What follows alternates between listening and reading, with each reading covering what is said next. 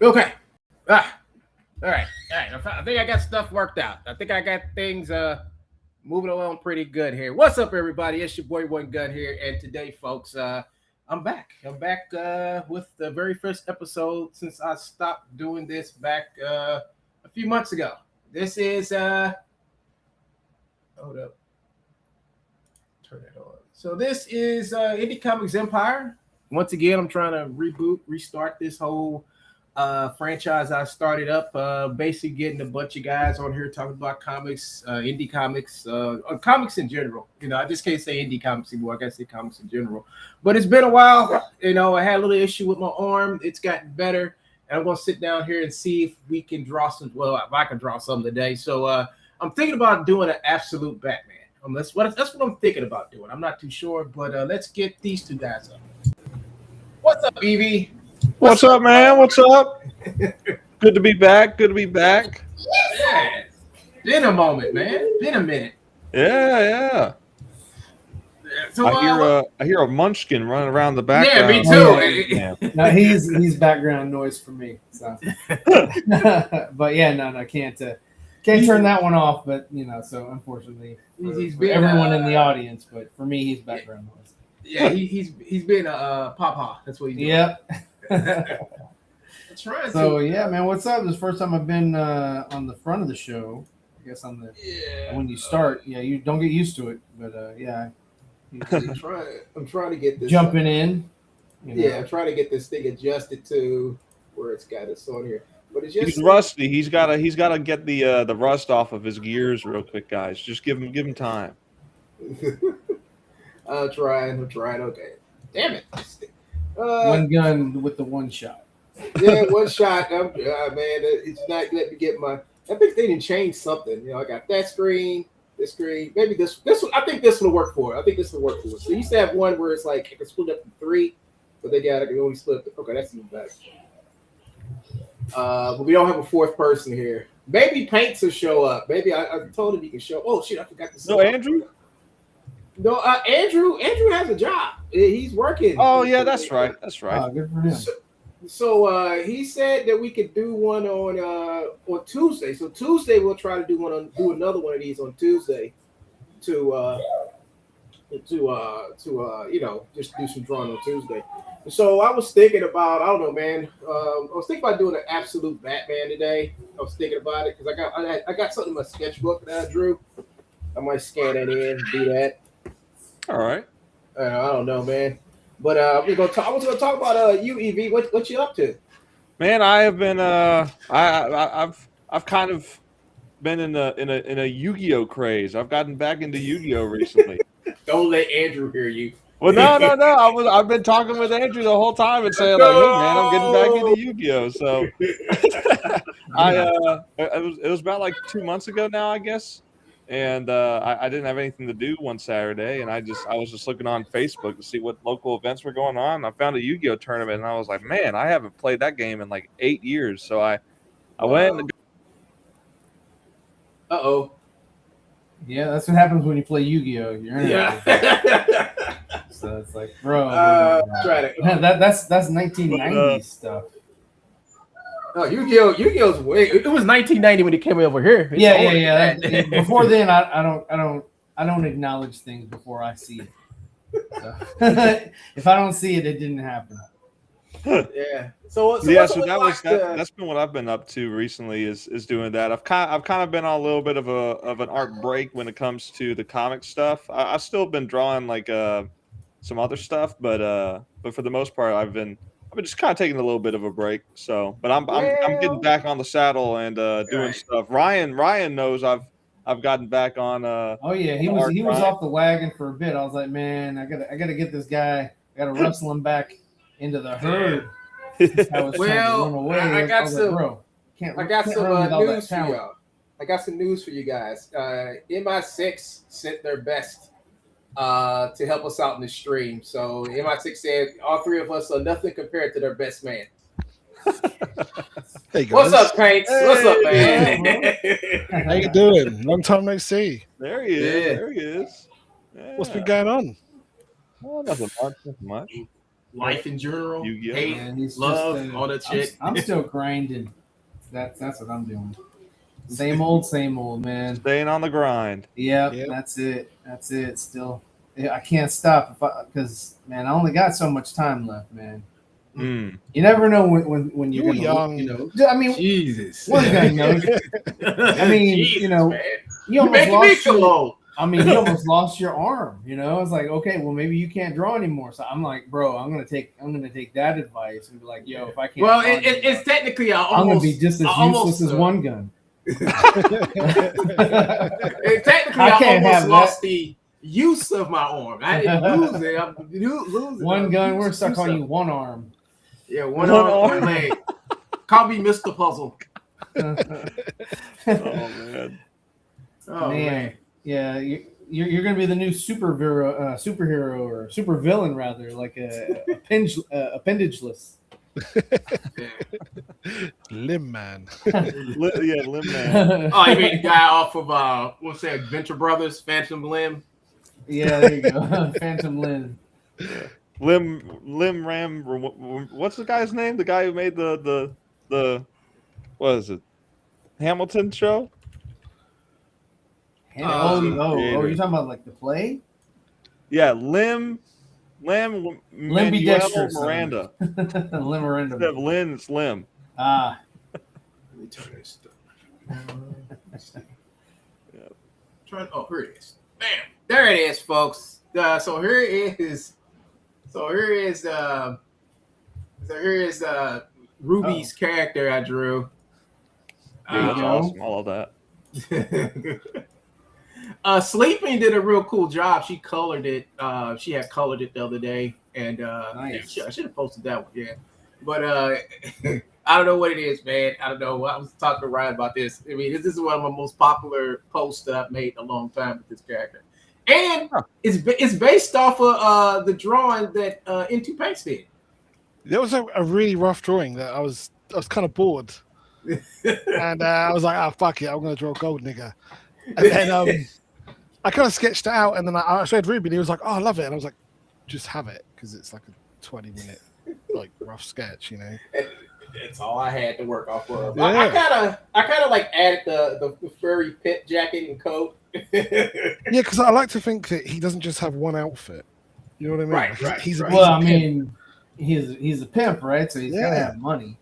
I don't know what Gold Nigga is. I don't know if he's a pimp or what. I don't know what he does. I just know that I don't know. It's a black exploitation comic book, and probably the first and maybe the last of its time. But I just thought, like I said, I just took a little further with the. Well, you did it fedora. I like the fedora. You had him in the zoot suit and everything, and I just added the snub nose, the 45s, and yeah, the guns are really what like pop off for me as far as like the attention of where my eyes go. I'm just like, oh, the guns, yeah, that's pretty dope. Yeah. The only thing I know about this series is that I can't say it without getting canceled. Just say Gold Negro. That's appropriate. That's too close to Gold Nickel. Gold Nickel. Yeah, Gold Nickel. Say Gold Nickel. So I was going to ink this. Maybe if I go to FFS today, I might ink this during the stream because I have I got this one. Where is it? Oh, it's right here.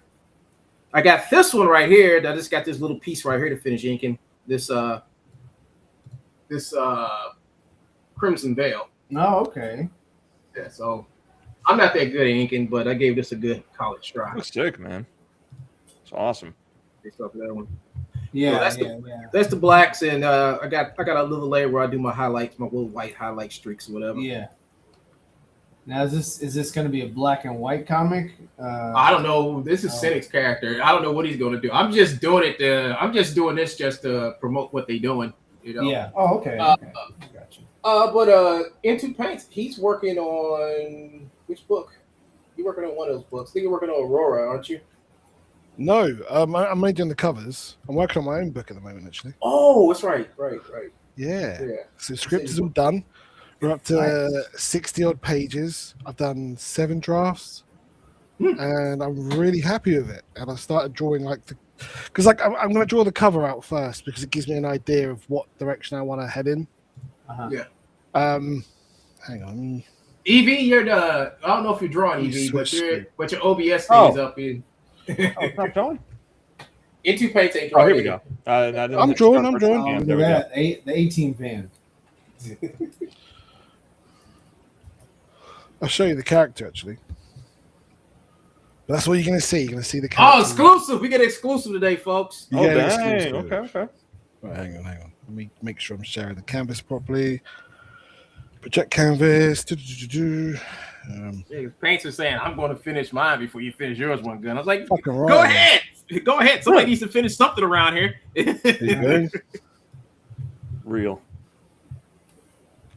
Oh, you're doing cyberpunk stuff. Cool. Yeah, the swords are like yeah, rough I like- placeholders. Dude. Yeah. I kind of But, figured you're gonna do something cyberpunkish because you like Cyberpunk 2077.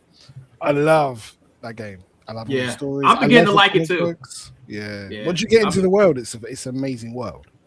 Yeah, I'm really getting into it, man. I haven't had a chance to play it lately because I've been working. I'm trying to do this animation contest, and I've entered, and I'm trying to also work on some other art and stuff with other people. But as soon as I get a spare fucking chance, I'm gonna get back into it.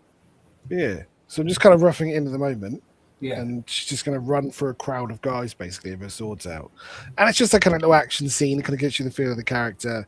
Yeah. But it's about a girl who gets raised as a ninja in a cyberpunk world. And it all makes sense when you see it and read it. So her name is Gold Ninja? No, her name's Shion. Shion the Cyber Ninja. Okay. There you go. Sounds ninja-y for sure. Yeah, and she's got like a sister as well. And there's like a whole world of Her name is stories. her name is Dionne Warwick. Yeah. Shion, get it? Dion. Never mind. She's Japanese. She ain't black. She could be black and ease.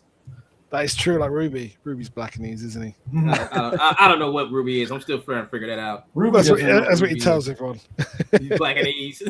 Yeah, but there's a whole world, and I've started writing another comic, and it's about another character in the world who she teams up with. So the idea is I'm going to come out with like 2 or 3 origin comics, and then they'll feed together into a larger story. Oh, sweet. Nice. Oh, man. But yeah, they're looking good. Yeah. Everybody's being productive. Everyone. That's a good thing. Well, yeah. We're trying to be productive. We're working on it. Working on it. One day at a time. One day at a time. Na, na, na, na. That's what I'm trying to do, man. Like this drawing I did here for Cynic, this Crimson Veil. Now, this is actually based off his original drawing that he gave me, and I think he may have changed. I don't know. He may have changed it. I'm not sure. I do have slight issue with the character. With the character design, the drawing, the character design, or what? The character design, because I think it's overly complicated. So if you hire, That's you. If you want to do that, for like a whole bunch of panels. Yeah, it is. Look, I mean, look how simple my guy is. He's simple, like bro. Yeah, just a guy in tights. He's just a guy in tights with a hard to draw mask. That's all. But it's just the right amount of detail, Ryan, that you've got on there. You know what I mean? Like, like the panel lines in the suit and stuff. Like that's what you really need. You don't need. Right. And that was like a decision I came up with early on. I was like, I know I'm gonna be drawing this cat for like 10 issues at least minimum. So I was like, I need to come up with something. Number one, what I feel is iconic and respectful to superheroes that we love and know. And I was like, it's just something classic, and then something simple too, something that doesn't make it easy on me. Because even doing my secondary character, Night Hunter, he's tactical, so he's got like belts and all kinds of stuff with it. But I tried to keep him simple too. I was like, I'm going simple, Yeah. The old phrase, keep it simple, stupid. This character, he's pretty. He has a lot of shit on him. a lot of shit. Yeah. And I think, you would need like somebody who got. Moving around in that, you might as well call him, Crimson Snail, because I think he's trying to go for like a Celtic knight type of character. No, it's like a Russian guy, like a Russian. Oh, he's a Russian. Oh, that's even worse. Yeah. The Russians, they love to wear fur on every damn thing they got. Yeah, but this is a blend of cloth and metal. I mean, it's cool. I mean, I like it. Cloth and metal. You can't go wrong. Well, that's why I didn't do cape. I was like, you know what? I'm not doing cape. Not until I can get more comfortable with this sort of comic book genre. Right. Will I add capes? I do have like a cape like that one, like sort of a waist cape. Is that what you said? But that's for a character that shows up like in issue 6. So I got time. Right. The only problem I say I would have with this character, if I was to draw the book, would probably be his costume. I would have to say we have to take some stuff away. I think one of the main things I wouldn't want to draw all the time is this fucking fur up here in these. I could probably like simplify this design around his waist. But I would take some of that stuff. I mean, I think he got too much cloth on him. His gauntlets you can have fine. the armor pieces, but maybe just not so detailed. Right. Yeah. Yeah, or simplify them enough that the sequentials Right. Leave the detail for like close-up shots. That's detail. But like mid-range to like far away, it's just like okay, just the shapes. I think that's the difference between writers and artists. Like we look at design and we go, okay, well that's gonna be a fucking draw, But writers are like, yeah, it'd be fine, and then just do whatever they want. Well, here's the character. Here's the character that this guy reminds me of. He's created. I think Jason Pearson created this character a long time ago. Oh, you're talking about that one video game? This guy. This guy right here. The Executioner. Oh man, yeah, sort of. That looks like a nightmare to draw. Assassin's Creed. Yes. Jason Pearson. This guy made an appearance in an X Factor that Jason Pearson had drew. It was an annual, and his first appearance. I think Jason Pearson designed this character, and this guy's a nightmare if you try to draw him. He's got that medieval knight thing, and I thought he was kind of strange because if you look at his mask goes all the way down to his knees, and it has this little logo on it. I think that was kind of crazy. But I know he was like copying off those old clerics and shit, some type of cleric or something like that. That's what he looks like. He looks like a cleric mixed with a knight with it's crazy. But his design reminds me of this one. And I know if it's hard to draw this guy because the hardest thing about this character is all the fucking cloth he has on him. That shit has to go somewhere when you get the action. And then you got to think about, like, when he does get into action, what you're going to be able to see because this cloth is going to be flying everywhere. And let's be real, a lot of artists can't draw cloth properly. Right. Yeah. So, like they're gonna go out of their comfort zone having to draw for like 32 pages. It's gonna be a nightmare. But do you know who looks like? Ezio from Assassin's Creed Revelation. Yeah. It's the third Ezio game. I do not know Assassin's Creed Ball. I do not have check it elite out. ball knowledge. Yeah. Check it out. He's got a really cool design. And he's got that kind of armor. Like literally 1-to-1, pretty much. Well, what's the name? This character came out first. Executioner was out before all these guys. Oh, I thought you were about to say Crimson Veil. I was like, this ain't out yet. Would you time travel? I think Cynic could get it out sooner or later. I don't know what he's doing. He's doing something eventually. The hard part is finding sequential artists. That's hard. Yeah. He gonna need if that's the design that he's got his heart set on, he need to start talking to people like Dan Lawless. Yeah. Who else I think? I know Dan Lawless can probably pull off some sequentials with that character. Who else do I know? There's a bunch of guys that could probably pull this off, but I wouldn't do it.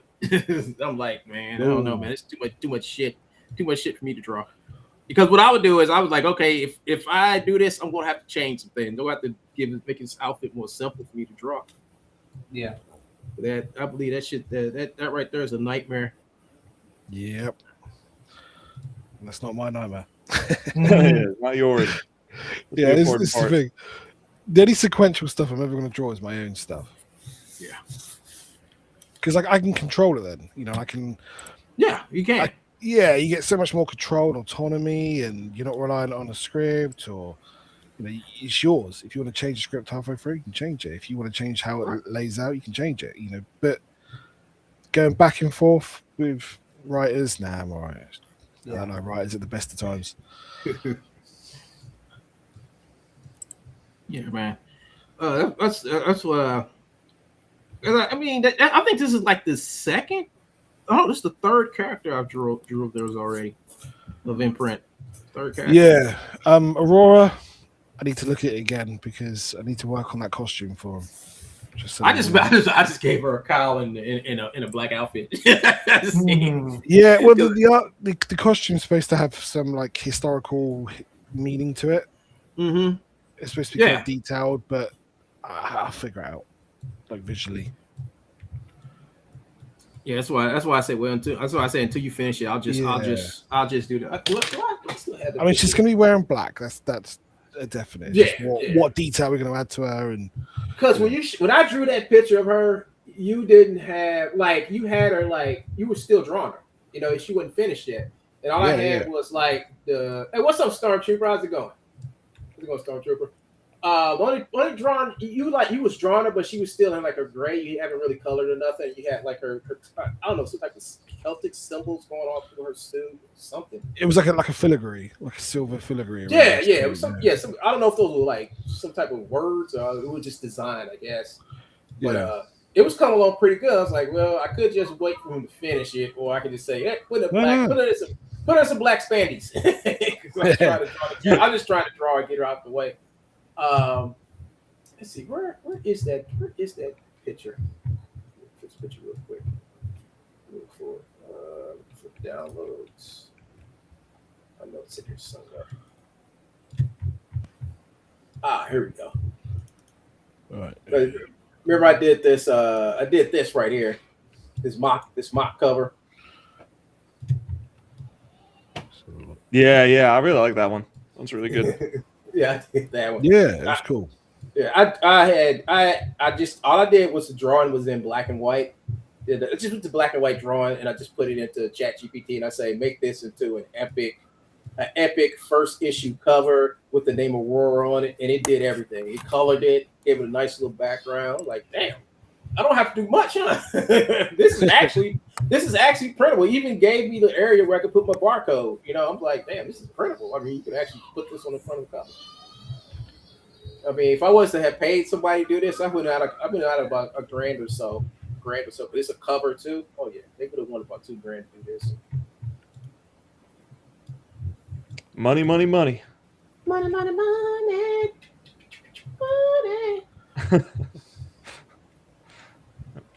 I am going through the painful process of drawing backgrounds. Ugh. Oh yeah, those are great. So fun. So fun. I got four screens on my one computer. I'm trying to figure out which one. Where I'm working on. Jesus. Huh.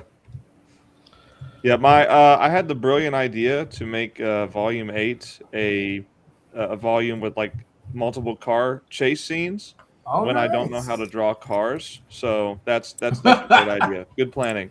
Yeah. Just draw some simple cars, man. Actually, there's a lot of tutorials on YouTube. I've got some stuff like this. I've taken a few nice 2000 model vehicles, and I'll admit it, I just traced over the images. Do you know what? Right, that's what they do in production. Mm-hmm. If you go work in the mainstream, they will trace, they will use 3D images, they will use everything they can to get the issue out.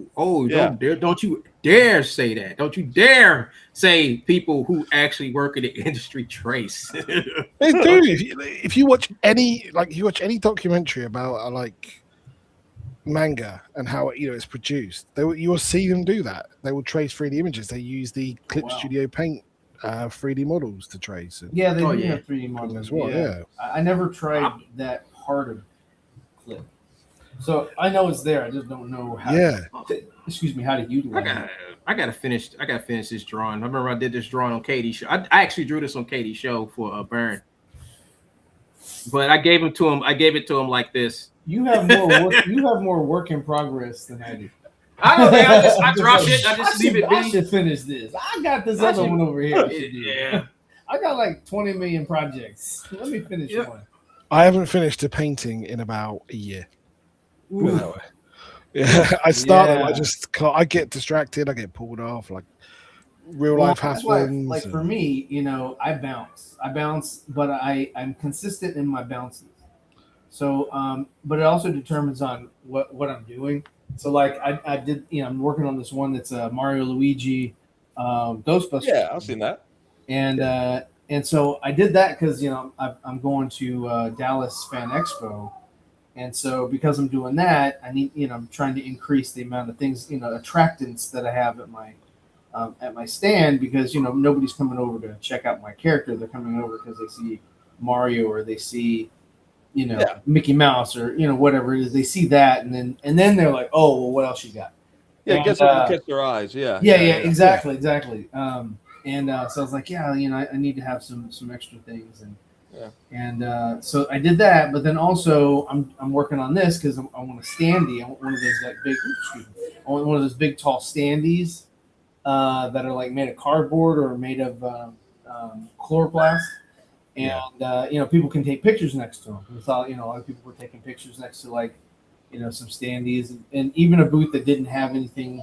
It was like some artist alley booth, but they had a Batman, Absolute Batman standee, and nothing in the booth was Absolute Batman or anything like that. But it was like there, and people it was an attractant. Brought people over. So I was like, okay, cool. If I make something that I would consider good or like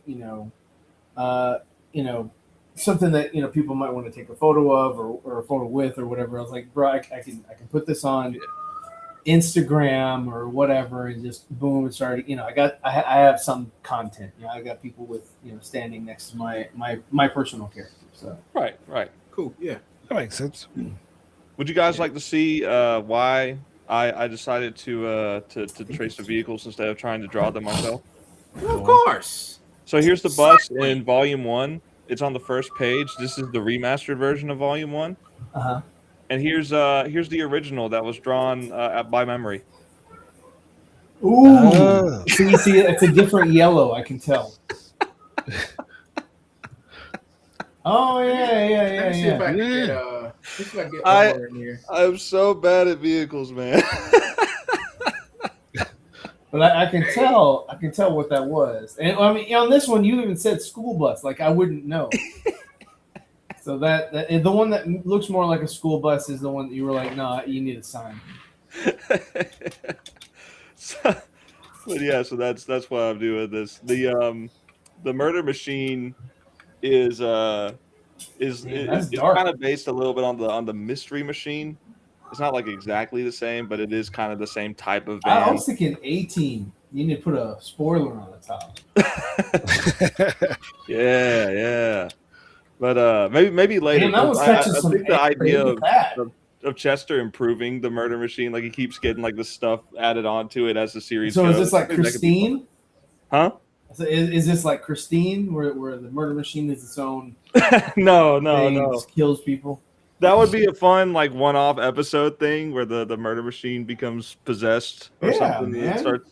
They gotta cleanse it or whatever. That would be a fun episode. That would be a fun one. That's murder a real machine Saturday is morning murdering hype. people. That's what I do, idiot. Now stay there while I murder you. And it talks like a robot for some reason. One more joke out of you, and I'll kill you slowly. Yep. All right, let me get the side profile of the van. There we go. Let me get a different color.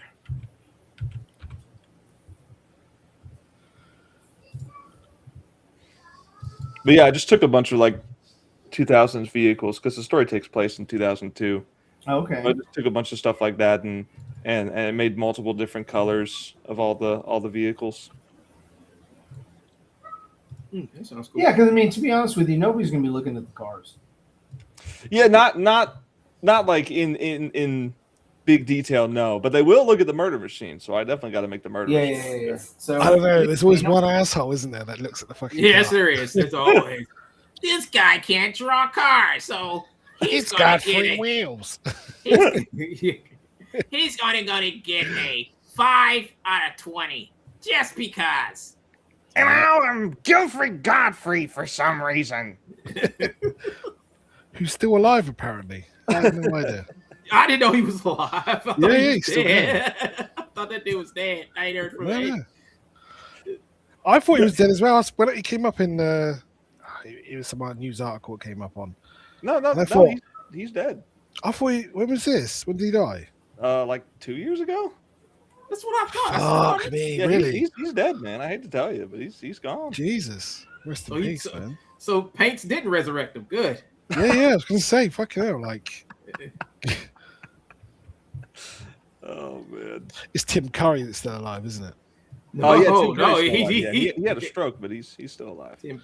Wait a minute, Tim Curry. Tim Curry. Curry. Wait a minute, I thought that dude was dead. The dude from Legend and stuff like that. Yeah.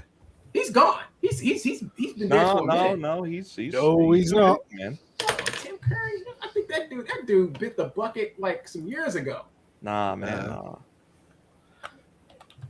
Tim Curry. He came off on some variety video. He was being interviewed. It's good that he's still around. Holy shit, he's not dead. Yeah. But he's not looking good. Well, I mean, he had a stroke, so that. Yeah, okay, I see it what now. happens. Okay, that's what happened. I heard he had a stroke and I thought he died because he disappeared. So he's at 80 years old. He uses a wheelchair. He followed a major stroke in 2012. False death rumors often spread online due his. Oh yeah, there you go. They're talking about you now. I thought he was dead. Man. I thought False calling death you out, bro. rumors.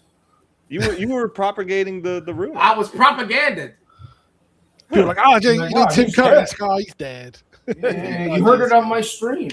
I heard he had a stroke and then I was like, oh, he passed away. I'm like, oh well, Yeah. it is what it is. Ooh. But he's still alive. That's good. That's the main thing. That's the greatest. That's the greatest. He still has the greatest gift that God had ever gave man. That's the gift of life. Amen. Yeah. He's got a great voice too. I hate he can't really do acting anymore because his voice is awesome. Yeah. Fun fact: he was the voice of the Joker in Batman the Animated Series before they recast him as Mark Hamill. Mark Hamill. Oh, he was. Yeah. He He was, was the original Joker voice. Yeah, he was. I guess he was like a stand-in. Well, I think they were going with it, and then they said, "Nah, this voice is too scary. Actually, we need to." Or he was to just actually tone this down. or he was too expensive. One or two. He could have been too expensive too. Yeah. He was pretty You big. could probably get Mark Hamill with a. Yeah, I don't think With Mark a- Hamill was really pulling in big checks then. You What did he had? What Wing Commander and an appearance on the Flash. Slipstream. You could probably get you could probably get Mark Hamill with a bowl of soup and a ham sandwich. Come on, guys! I'm more than just Luke Skywalker. Give me a chance. All right, So- shut up, Luke. Get in the sound booth, Luke. That'd be funny. It's like, okay, you're playing the Joker, but could you do something for us? Yeah. Could you hold this lightsaber while you're doing what? Wait a minute. Hell no. He's one of those celebrities who just never should have opened his mouth. You know what I mean? Like once you started getting interviewed and talking about his true feelings, he just went downhill really fast. Well, I'm just glad he was talking crap about the sequel trilogy. I was like, okay, so at least somebody's saying something. Like, well, yeah, we can get a lick of truth from that. Thanks a lot. No, it's the way they did them. I mean, it's the way that they did them. Well, yeah, they silenced him pretty quick. Yeah, they was trying to. They was writing about the fucking movie. They was writing about the franchise. That's what they was trying to do. Yeah. Well, nobody likes Luke because he's. That's how we got in the end of the season of Mandalorian. That's how we got Luke Skywalker to show up because they did. What's his name? Who directed it? I forgot. Dave Filoni and John. Dave Filoni didn't say shit to Kate. What's her name? Where the fuck that bitch's name? He didn't say shit to her. She was surprised herself. Like, I thought we wrote that motherfucker off. He talked bad about me. Yeah, the whole thing Call was to me get rid of. fat. Yeah, the whole thing was to get rid of Luke Skywalker. And I'm like, that's the franchise right there. How can you have Star Wars without Luke Skywalker? The Force Yeah, is for real. female. Well, that was her question. She's like, how can you have Star Wars without Luke Skywalker? Let's I don't try and find think you out. can. He, it's like I let's don't think you try. can, but you can try. Like, sure, Yeah. get me Leslie Headland on the line. Oof. Oof. She's hard to Big look oof. at, isn't she? Yeah, That's that. That's she that have white chick who was connections with the. Epstein. Bring her in. Yeah. Or Weinstein. Was it Weinstein? Epstein, Weinstein, one of the Steens. Yeah, I think it was Weinstein. Yeah, Harvey Frankenstein. Weinstein. Yeah. She's a hard one to watch. Yeah. She's got the squarest head I've ever seen. It is like she swallowed like a grilled cheese or something. It just got in her face. I think. I don't know. I think Star Wars might get better. I think the Grogu was like the last thing. No. Oh Well, man, right. are you serious? I don't think it will. Yeah, I can tell you My why. freaking headphones just died on me. Oh, right. because you said that shit about Star Wars. Back on. Yeah. There you go. All roads All right, I can talk now. lead to Ray. That's the problem. No matter what Yes. they do now, it's all going to end up going to Ray, legitimizing Ray. No fan wants that. So if you look at the audience for The Mandalorian season 1, right? You remember you got all these Star Wars fans waiting for this to come out, the hype of it. It dropped. The whole audience is now 20% of what the opening of Mandalorian was. Yeah, it's bad. It's Yeah. really bad. Like, how do you fumble a franchise that fucking bad? Because it's Star Wars. Like, you know, Well, they tried to take. they felt like the name itself would lend to it's just, that's ticket sales. I mean, look at episode 7. I mean, come on, guys. And for a while it did. For a while, because we were all fooled and like, they're just getting their feet warm and and they were like these idiots. yeah, They like think Force we're Awakens. they think we actually care about this. We're just we keep Warwick David employed, but come on now, we don't really care about this franchise. Yeah, I didn't mind the Force Awakens. I didn't think it was that bad. Well, that's It's because a fun the movie. Force Awakens they relied too heavily on nostalgia. Yes. And even from the Force Awakens, they were already making mistakes in that, like you brought up Rey. Rey was a better pilot than Han Solo. She could And fly the mechanic. Millennium Falcon better. And Han Solo could fly it better than himself. And you saw that with her and Finn, and then she was better at combat than Kylo, even though he was hurt. Better, than somebody who's trained with a sword. She had a gaffy stick, when she was growing up. So I was like, bro, how formidable can you be with a gaffy stick? Come on.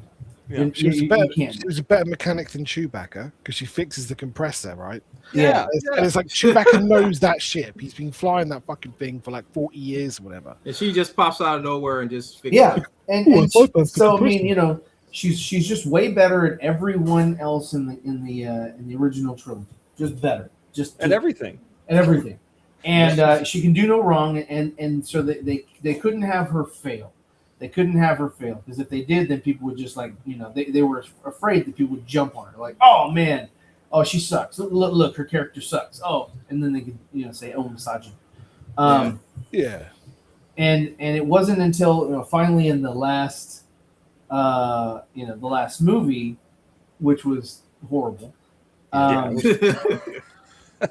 It's like, let's go find the destruction of the Death Star, and then we're going to go try to find this one exact spot that you need to stand in order for this key thing to work.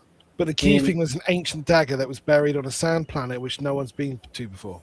And Death Star magically never eroded any different shape than the dagger did. The Death Star landed exactly where it needed to land. And it stayed afloat somehow. And then on top of that, they were like, I don't know if they really got Harrison back. I think they just reused old footage. But when Harrison was talking to Kylo on the broken Death Star, I was like, bro, this is really cheesy. This is stupid. I mean, I was like that throughout the whole Can't be a movie Force because ghost either. So it's sucked, like but- they just said it was some kind of like, oh, he's just playing this conversation in his head or something. And I'm like, yeah. But like, But no, the thing was, it was more of Leia. Leia was sort of, she was in Kylo's head, playing her dad or playing his dad in, for him. That was her. Okay, see, Luke used the Force to project himself to another planet to talk to Kylo or mess with Kylo, and then Leia did the same thing, but it wasn't herself that she projected because she died. It was her husband. Or ex-husband or whatever, Han Solo. So they did the same move. It was basically Leia is just as powerful as Luke, and they pulled the same trick for two different films, and the audience was like, yeah, okay, cool. yeah. It was the Mary Poppins moment that broke me. Oh my god. Oh god, yeah. I'm sorry, but and they even asked him. They were like, bro. She did die, so we're all okay with it because she did pass away. Would you like to modify or change your story to going forward? And he was like, I want everything to remain the same. We're good here. I don't know what you're talking about, but we're gonna keep it and let the next director, who is J.J. Abrams, figure this out. They screwed, like Ryan Johnson just screwed the next guy coming in. I'm like, why would you do that? Why would you do that? Because he only cared about himself and he only wanted his, because he had a trilogy that he was pushing that Kathleen was all about. And oh shit, I was drawing on this later. That was like the term, wasn't it? Like you can have your trilogy, but this movie, yeah. So that was kind of like, it was kind of like Bryan Singer when they gave him Superman Returns. And they were like, "Well, here you can also do Logan's Run, and but you have to do Superman Returns first as a favor to us because you did so great on X-Men." And he did Superman Returns, and it wasn't good, and then they didn't give him Logan's Run and all that. So same thing with Ryan Johnson. Even though they made a lot of money on number 8, they lost a lot of sales. The park attendance was going down. No one was purchasing the toys, especially with what was her name, the Rose Tika thing or whatever. Nobody bought her figure. Admiral Holder. Nobody cared about it. Everyone's favorite character. Everyone. I mean, her sister I like better than her. I was like, bro, I don't. Who are you and what are you doing here with my franchise? And that was one of the things that they said about her. They were like, "Oh yeah, it's kind of like she doesn't fit in the franchise." I'm like, "Well, that means that don't put her in." Yeah, don't put her in. that means no, that's a no. That's a no good. No, bad. And they were like, no. Actually, it means it's better, and we're gonna double down on it, and we're gonna put her on a planet that is inconsequential because it's this whole adventure that these characters are going to have isn't really needed. Nope. Doesn't really push the narrative forward at all. And but it's going to be zany and kooky, and Mark Hamill is going to get to voice an alien. So that'll be good. And so they had them go to Canto Bight for no reason, meet up with a guy who didn't matter, and who would betray them and sort of be the Lando of the sequel trilogy. Because they're very original. They're super original. Everything is that they've done so far has landed, and I have full faith in them. So it was just a bad trilogy. It was just a bad. Everything about it is just bad. And even like I'll give you this, Paints. I'll say this: The Force Awakens is a fun movie. It is still just as bad as the other two, but it is like story-wise, it's just flawed. But fun. It is fun. Well, it was very nostalgic. Yeah. It like, oh, Chewie, we're home. Okay, cool, thanks, buddy. it did that. That's all it was. That it was just like a hey, let's get back in this universe, but let's make it to where all the heroes are now failures, and let's just keep them failures. Yeah, it's just brainless fun, is all it is. Yeah. Well, I mean, and brainless fun is fine too, but like make brainless fun make sense. You know, if you're gonna have brainless fun, make it make sense, because it didn't make any sense as I was watching it, especially with the Carrie Poppins thing. I was like, this doesn't make any sense to me. What are we doing here, and why are we doing? Why are we doing here? One of the weirdest scenes, right, is when Luke dies. When Luke dies, Ray meets Leia for the first time, and she runs up and gives her the biggest hug. It's like, you don't fucking know her. Yeah, I wouldn't do that to a random on the She street. did meet her in the first movie too, I think. yeah. Yeah. The Force is moves in mysterious ways. Also, the Force is female. Oh god, yeah, the Force is female, so that makes more sense. I struggled with it because of, like the expanded universe. I know, like, people say like it's not George Lucas's vision and the expanded universe was just tacked on, but for fans like I'd say us, we grew up reading the books, playing the video games of the expanded universe. We wanted to see the expanded universe. Oh yeah, sort of the same. And then because it all made sense, like even when what they used to do, like Bantam Books used to get an author, they used to take him to Lucasfilm, pitch him the idea, and George used to say, yeah, I like that, yes, you can use Star Wars for that. So everything that he did was approved by him. It might not be in his vision of Star Wars, but he at least approved it and made them change things if he didn't like it. Yeah. So for us, like, that's the expanded universe is our version of Star Wars. Yeah. Well, that's what they were like, let's because I feel like, and this is my feeling, I feel like, they had given him so much money for the sale of this for the franchise. Yeah. And they were like, yo, I don't want to be stuck giving this dude a whole bunch of residuals and money. Let's kill off his characters and let's replace him with our characters that are original and no one's ever heard of or seen before. And so all they did was they took characters from the original trilogy, and they said, okay, so what we're going to do is we're going to create a new female character. What we're going to do is we're going to fuse her with Luke and Leia, and this will be the new character. Okay, so the next character, all right, Finn. We're going to fuse him with Luke and Han. Okay, who's the next character? The next character is Poe.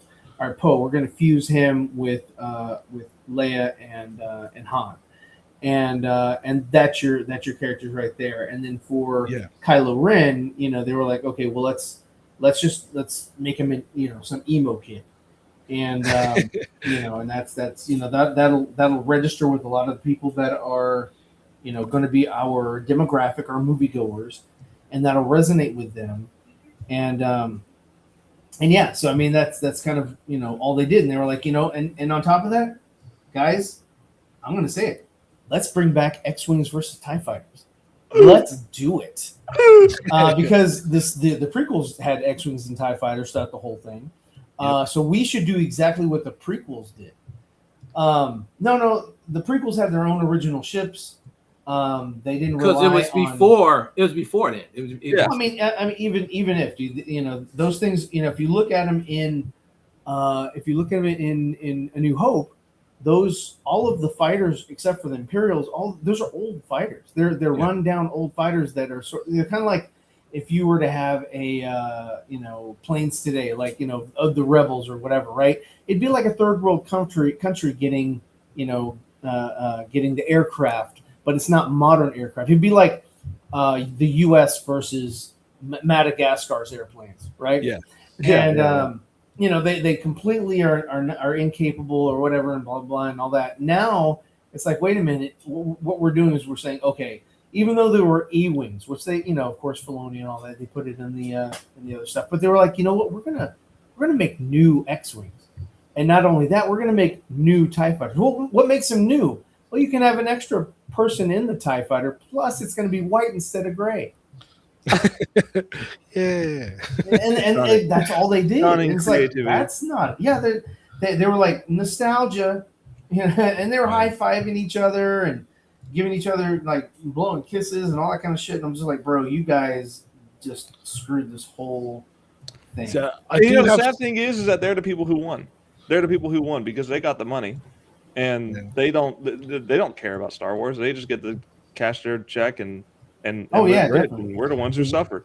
Well, Ryan, one of the things you did say, that was one of the rumors that I heard from behind the scenes. So when I used to do a lot of Star Wars, I got to talk to a lot of people around Star Wars who helped produce it, work for Lucas, things like that. And one of the things they did say was that Disney did not want to pay residuals to any expanded universe author. Yes. They didn't want to do that because Tim they realized, Zahn, yeah. Yep. And then they realized that that's what the fans wanted, and they panicked, and that's why they started bringing them back. But they definitely didn't want to do it. And also, one of the reasons why they didn't use the expanded universe was because in Vector Prime, Chewbacca gets killed, and they didn't want to lose him as a merchandiser. Right, because he could be at the parks. Yeah, and that was another reason why they didn't want to do that. Yeah, no, I used to be steep into Star Wars. I even worked on a fan film back when those were a thing, and or a couple. They're coming back, weirdly enough, fan films actually. Well, yeah, I mean, with all the all the new what is that stuff called? Seed something 2.0 or whatever. A Sea Dance. Sea Dance, yeah. You know, people are doing a whole bunch of stuff with that, and it's like, okay, cool, and that's great and everything, but it's like, okay,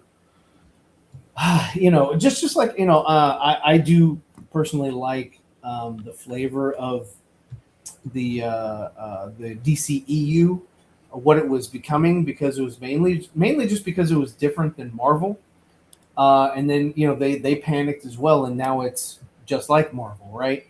It's vivid, it's very childish, it's got cuss words in it, all kind of and I was just like, okay, you guys are just trying to go after the Marvel money instead of trying to make your own staple, your own thing. Because when Man of Steel came out, it was like, okay, I think that was roughly around the time Iron Man came out. I think maybe Iron Man. It was 5 years after Iron Man, actually. After Iron Man, okay, so it was it's its own flavor, it was its own tone. It was different than the Dark Knight, even though they wanted Chris Nolan, and Chris Nolan is the one that recommended, like, hey, hire Zach. He's a great visual artist, all that. And Zach, to his credit, is because his stuff looks. Zach is very similar to George Lucas in that he is a great visual director. George is a great visual director. He sucks when it comes to storytelling. He sucks when it comes to character motivation and people caring about situations and all that. And that's kind of where Zach is as well. Zach is better at it than George, but not by much. And like if you look at BVS, there's so many visual things in there. It's like, oh, that's beautiful. What a gorgeous shot, But overall, like and studio interference, took it in its hand as well. I was like, why in the world would you have Doomsday? That's a dumb decision. I would have done Zod. Turn Zod into Bizarro. Don't turn him into Doomsday. Yeah, it would make more sense. You're gonna reanimate and bring him back to life. Make him and the same problem that James Gunn had. They got they were like, oh, call him Ultraman. I was like, that's not Ultraman. Ultraman is a made man. Ultraman is smart. Ultraman is evil. This dude here is Bizarro. He's the same. He definitely thing. is Bizarro. Yeah, pretty much. I mean, he's just an idiot. And I'm like, I think the main reason why they did that is because they didn't want to spoil it for people who know. But, okay, that's cool for like a minute, but then after you've seen the film, then it's like, okay, now you have to live with the stupidity that you just brought to us.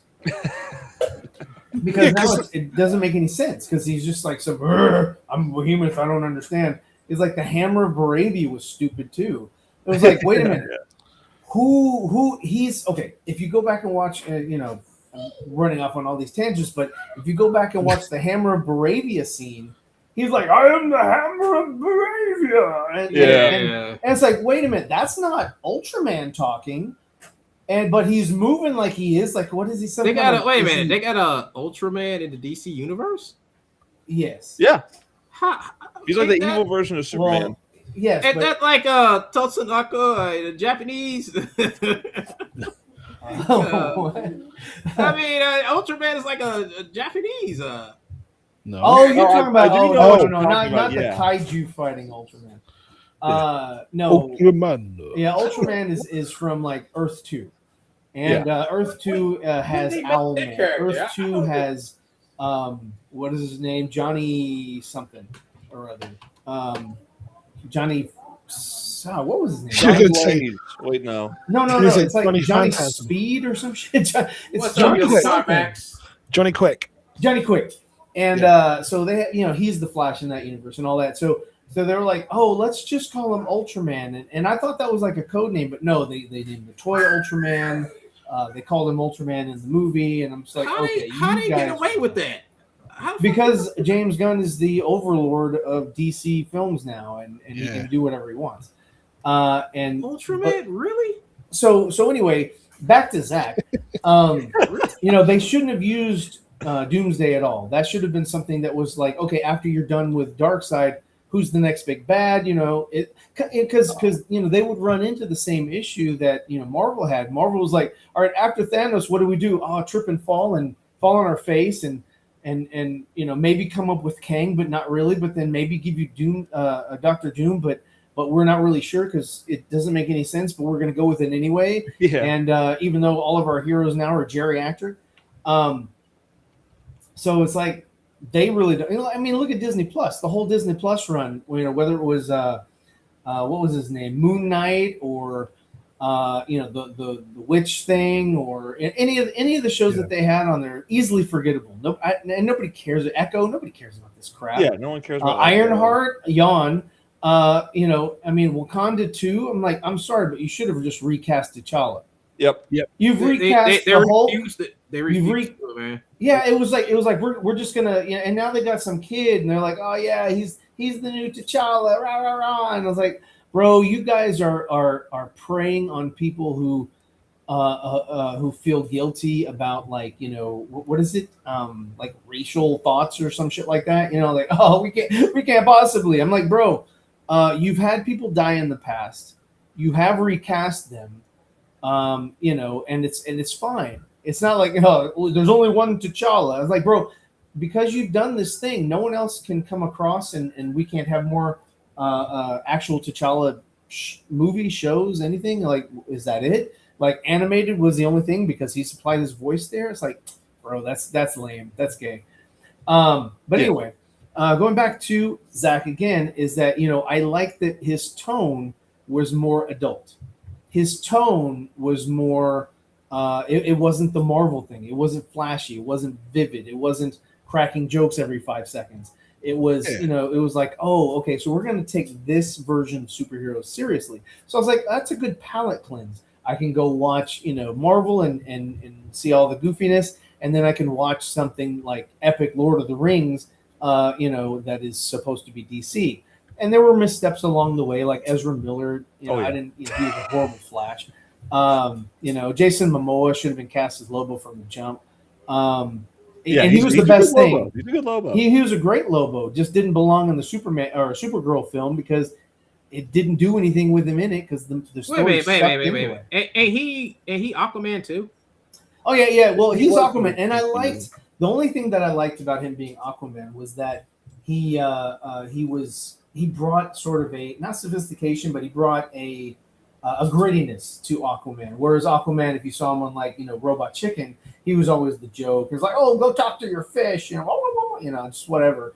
And that was kind of it. And it was like, "Oh no, this is like Poseidon, King of the Sea kind of thing." And I was like, "That's cool," And that I thought that was really neat. And one thing I do like about what they're doing with Namor is that they're making him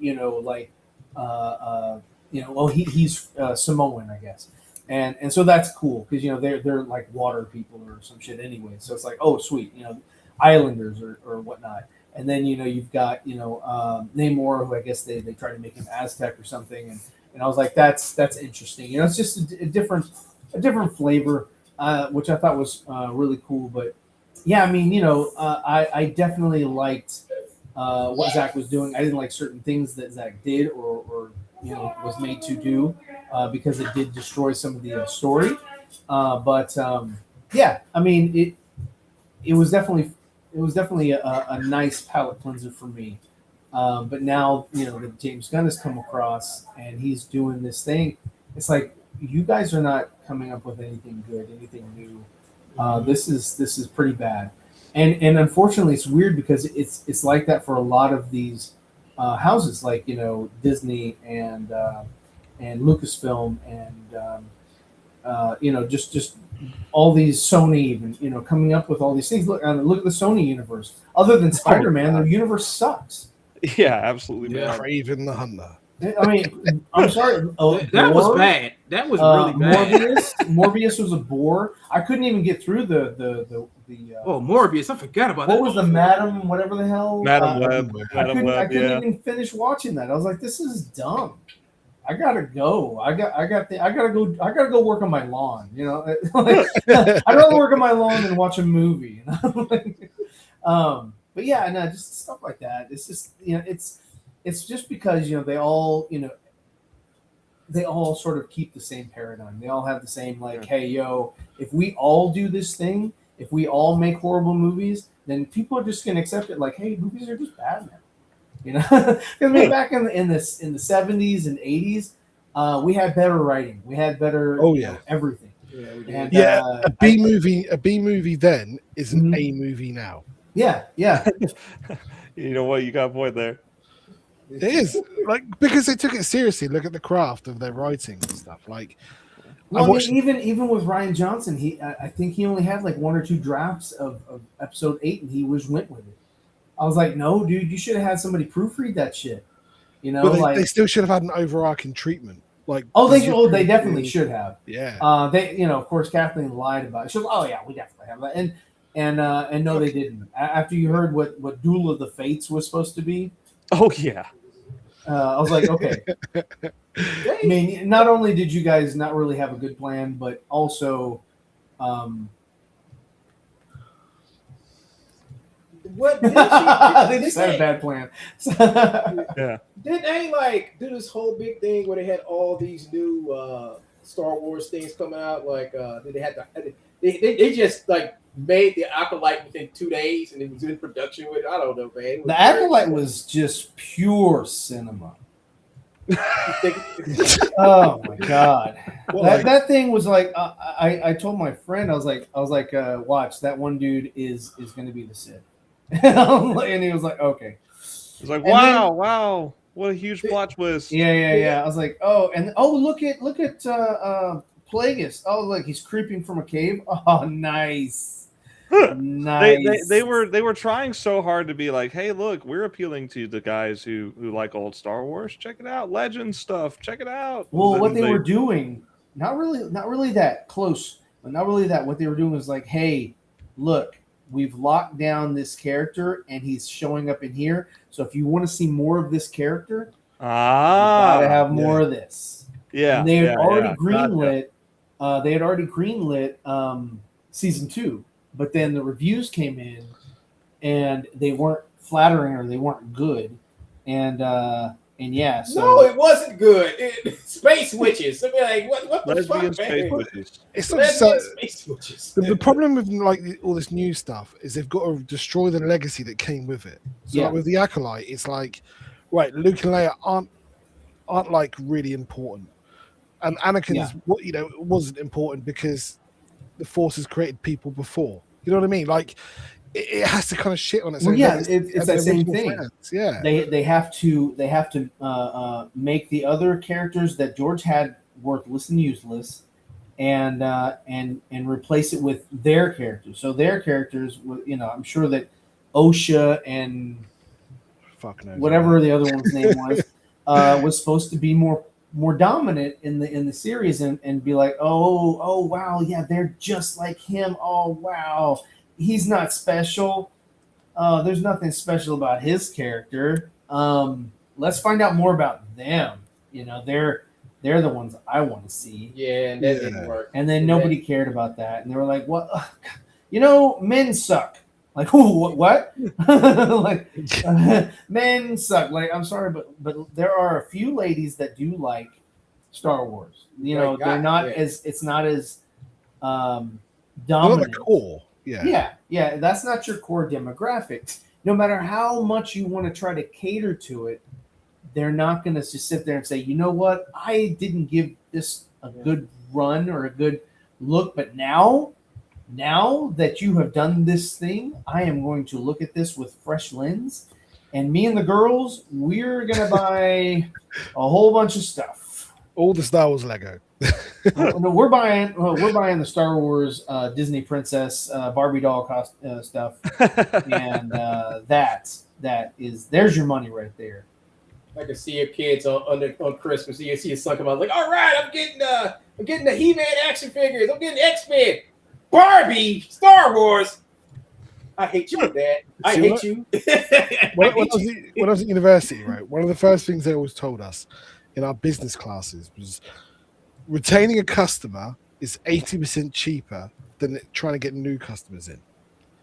So you need to look after your core demographic first, and then you reach out to another demographic. You make it slightly, and then eventually over time, your core audience grows. But when Kathleen took over, it was a case of, right, we don't want men to like this franchise anymore. Yeah. Fuck off. Yeah, and then pretty much. Yeah. try to just replace us all. And Well, not that's just not that. They want to business. replace you with like beta males. Males that are just so just weak. Weak fathers and weak boyfriends. like Star Wars Explained.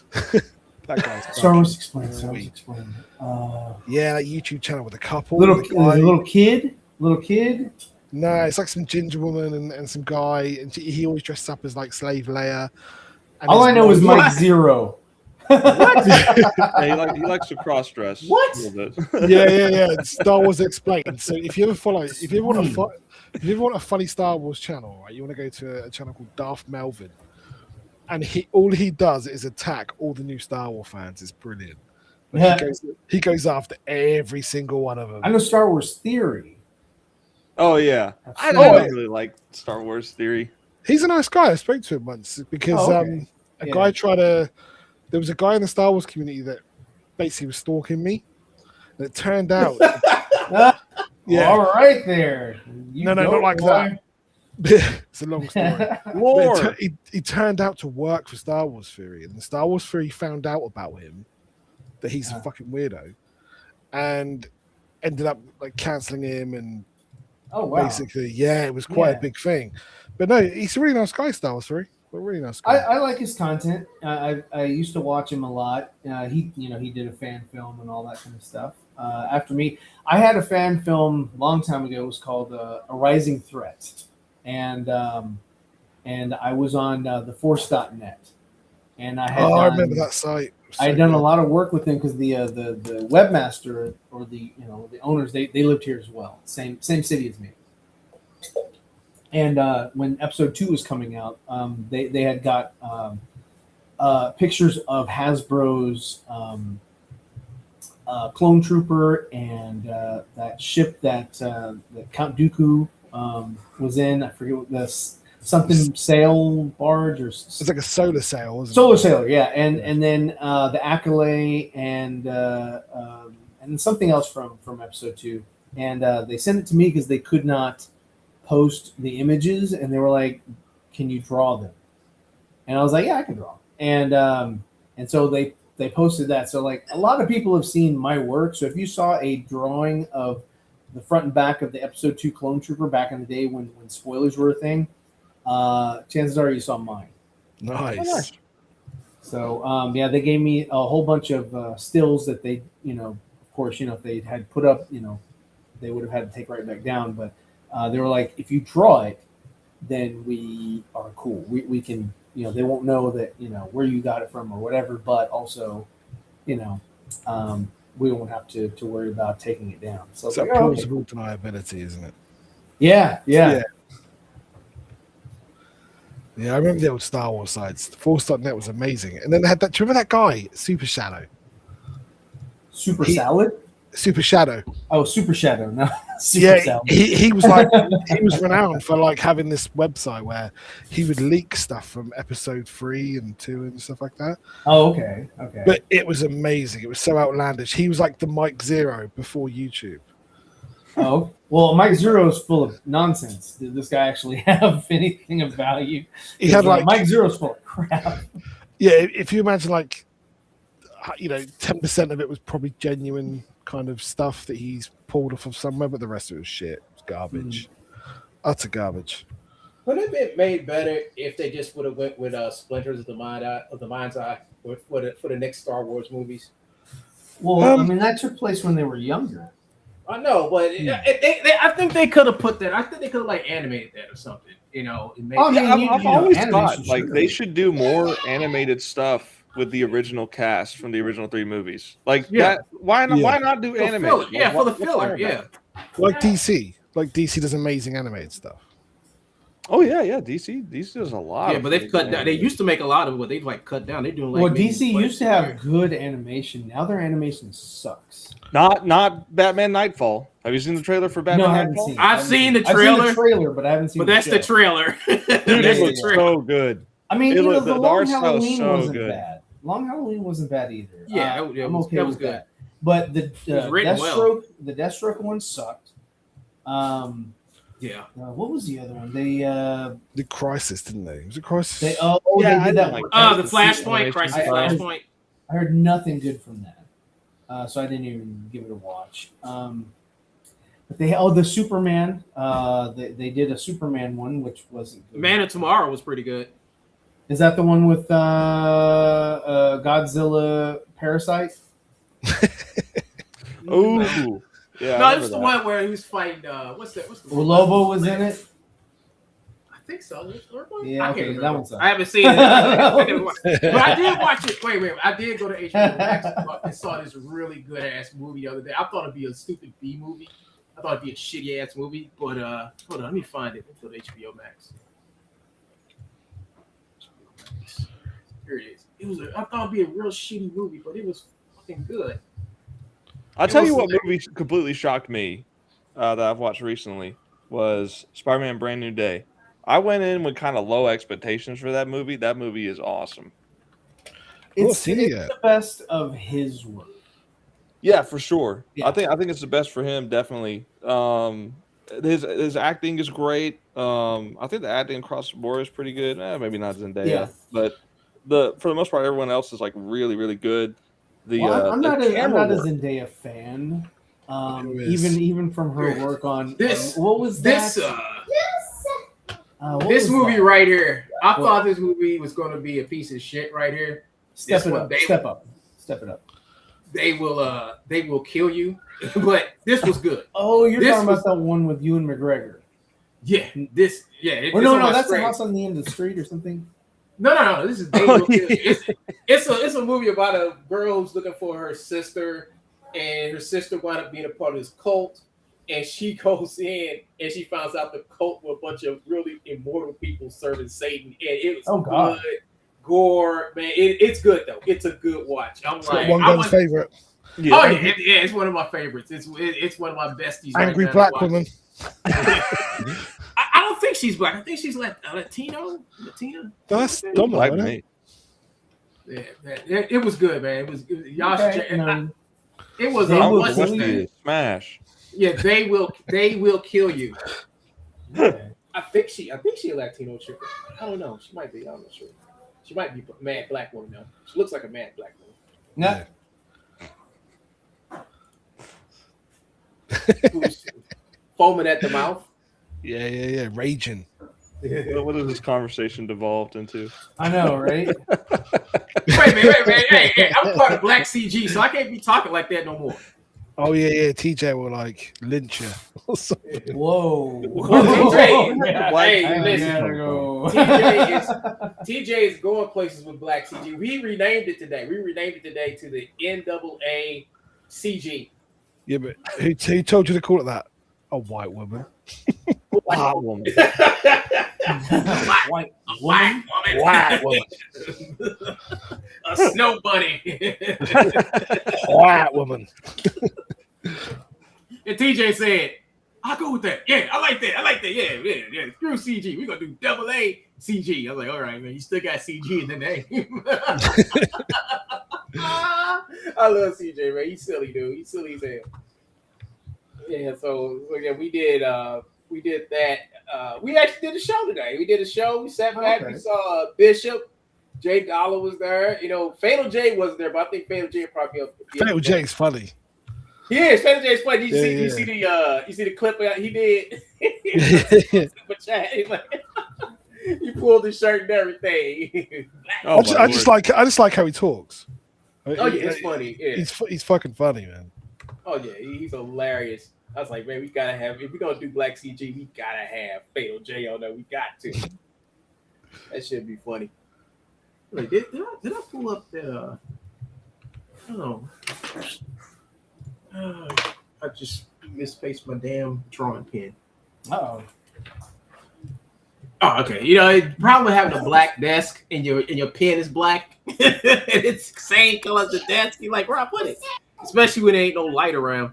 Yeah, that might be a problem. Yeah, it's like no light. It's like I'm like looking forward.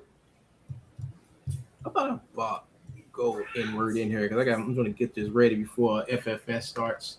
You gonna go on? I will say this, Ryan. I really like the new Superman movie. I think the overall story is really good. Okay, so you brought that up. Give me, what was the story? And I'll let you explain. I know what the story was. Because that was my problem. The main story kind of is basically just very similar to the Batman. With Batman's arc of that movie is like he struggles with a sort of crisis of his parents were one thing, but his adoptive parents, in Batman's case it's Alfred in a way, and with Superman's case it's the Kents. And so he's coming from a place of like, oh, this, his parents had not so great intentions, but he's choosing to be good. And I know that's different from Superman's backstory usually, but for the story of the movie, I thought it was pretty good. I thought it worked. Why is your voice inflated? Why did it go up? What? That's me telling me that you don't believe what you're saying. As the words are leaving your mouth, you're like, God forbid a man you know Ryan is an ex-cop, right? He knows how to read these things. So here's my problem, and you kind of brought it up, was it's different. With Batman, the execution was far better. Yeah, I agree. The Batman is way better. And it was more subtle. This one was, hey, so we're the L's, and we want our son to go and have sex with all the women in the planet. So we want you to bang all the ladies all you can. And then you go and see the Kents, and the Kents are like, they remind me of Fred and Ethel. I was like, what? I was like, that doesn't make any sense. Number one, they weren't likable. Number two, they weren't, because it was like, wait a minute, are the Kents parents or grandparents? They weren't relatable. My grandparents acted like them. My parents, not so much. My parents are not great with technology, but it was just like whatever. But the biggest issue, like you said, it was just there was no real story. It was just it was just Cal was like, yo, I love my Kryptonian parents. Oh no, they said something that nobody likes, and I feel weird about it. Now let me care about my Kent family, and let's put them in the Fortress of Solitude at the end of the movie, and that was it. There was no real hero's journey. There was no real epiphany. It was only hey, that recording was kind of messed up, and it was like and the only proof that we got was Mr. Terrific was like, yeah, hey, and they don't make mistakes. So yeah, explain that. And I was like, what? And the best thing about the Superman movie was was what's his face? Who played Superman? I don't remember his name. Cornsweat. And the girl that played Lois. And they had good chemistry.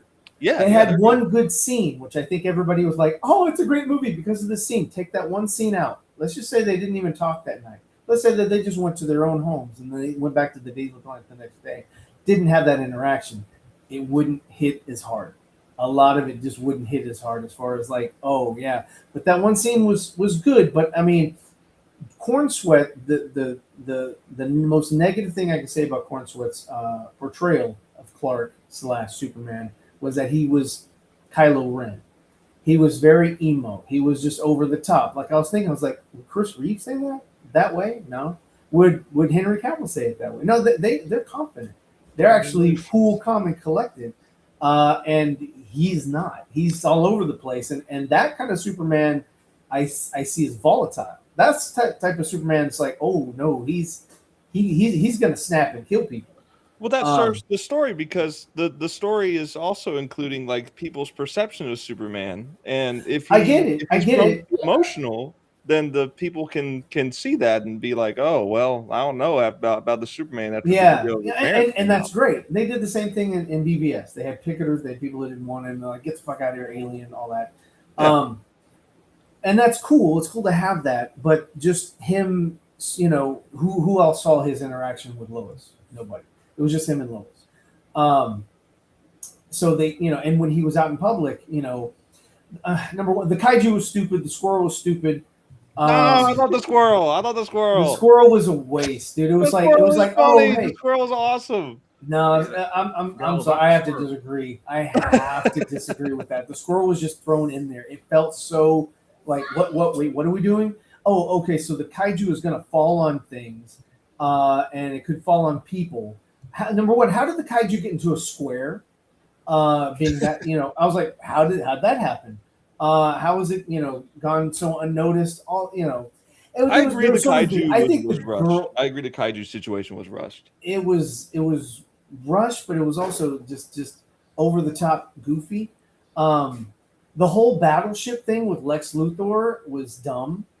The whole thing about Tessmacher, number one, no reason to call her Tessmacher. And no reason to call the other guy Otis.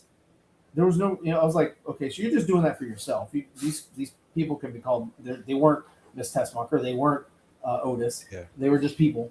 But number two, how could Superman not hear the codes and then out? Because Superman is level genius, just like Bruce. They're very smart. And just that Superman, he's more naive. But how could he not hear A1 through the microphone that the other combatant can hear? And he has super hearing though. I kind of have like the thought of Superman is like with his super hearing and stuff is that he kind of has to concentrate to do it, and that like otherwise he would be able to just hear everything all the time all at once, so you would never be able to get anything past him.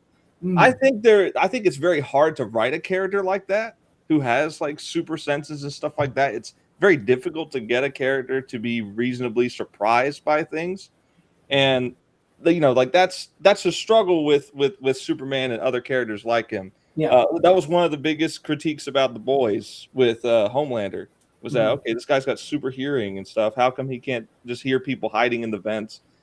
And for Superman, I feel like it's. I think he has to concentrate to do it in this movie specifically. Maybe not. I mean, if that's your justification, I rest my case. And that's fine. I mean, see, nobody said that. You're coming up with the scenario. I'm only talking about what I've seen on the screen and how do we in the context of what was given to us. You're coming up with lore that isn't in the movie that you say, hey, you know what, this makes sense to me. They should have at least given us something. But again, like I was saying, who was speaking for the Hammer of Baravia? Nobody knows. And why was he being animated and talking with his hands? That doesn't make any sense. Just little nuances and things like that I didn't think made a lot of sense. I didn't like Lex. I thought he was whiny. I want a Lex that's confident. and that is like the peak of human existence, right? Like I like Clancy Brown's Lex Luthor. Yes, I agree. I love Clancy Brown. And Beast is not the best at being Lex. You know, maybe hopefully he'll be better in the next film, but you know, right now I'm not impressed. And I didn't like Jesse Eisenberg as Lex either. The best thing, if you go listen to the dialogue of Batman vs Superman and you listen to what Jesse says, very Lex, but his delivery, not Lex. Yeah, I agree. I didn't like Jesse. The writing was far superior than that. And it was just like, okay, you guys got the y'all have his paradigm right. You have his attitude about it right. It's just you got the wrong actor to play the role. Yeah.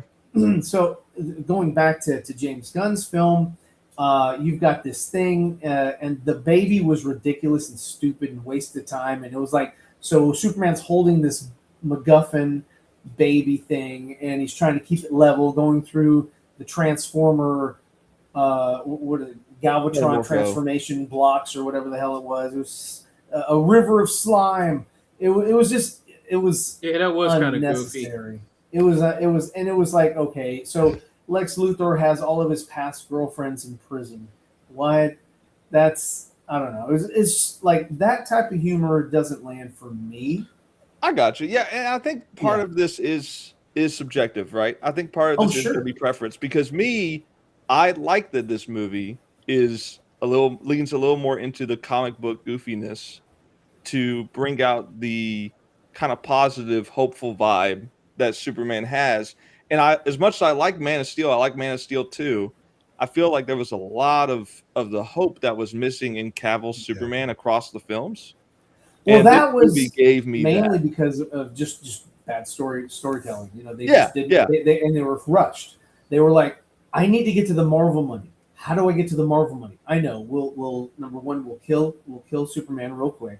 We'll force Batman to create the team because, you know, we need that. And you know, that was kind of it. That was the reason for, you know, they were like, okay, we need a threat that involves Diana. They didn't have to have her come out as Wonder Woman and help them out. They could have had it, like I said, they could have had it to where Jesse Eisenberg's Lex took Zod's suit and you know, kind of retrofitted and, you know, and made it work for him. And then that's his exosuit, you know, that we're going to get tomorrow. Yeah, that would have been awesome. Then there's your formidable foe for Batman and Wonder Woman to take on. And then you've got Bizarro Zod as quote-unquote Bizarro for, you know, it's pseudo-Bizarro because, you know, it's an adaptation. It doesn't have to be his first clone, Lex's first clone that didn't go right or what. They could have made it to where, like, okay, they're taking the DNA of Cal, which is living, and this of Zod, which is dead, try to fuse it. It didn't go well or whatever, and that's their version of Bizarro. They could have done a lot, but that could have been, you know, your big thing at the end to have all three characters, you know, sort of come together. It didn't have to be Doomsday, which was a horrible Doomsday, which Zach had already said he already had plans for Doomsday, which is why they had the broken moon on Krypton in the first movie, and just to show that, hey, that's, you know, he was there. It's, you know, he's in space somewhere. And one good thing I'll say about that Doomsday, the electric nuke thing looks really cool. It was cool, but again, the way they made him look was very Lord of the Rings cave troll. Yeah, it just didn't hit, and it was like, okay, and they were faced against so much scrutiny from the Man of Steel movie, because it was like after 9/11, they're like, no, not another destruction of the big city, and they're like, well, let's take it over to Metropolis where nobody's living and it's completely empty and vacant. This whole part of Gotham for some reason is empty, and and that's where they were going to fight and all that. And it's just like, okay, what are we doing here? And it just kind of fell apart for me. And then the Justice League movie was sort of like, again, it was just their rush to get all the characters in one film, and it's like they should have taken their time. They should have given Ben Affleck's Batman a solo movie so that the audience can get to know the Batman better, because he was a really good Batman, and I think he had great potential. Yeah, Gray. I am tired of the Michael Keaton. Let's just go full black Batman suit forever. Even the Pattinson gunmetal gray. I was like, we've already seen Bale as a real world type, Batman. Why do we need to see another real world type Batman again? Let's do something different.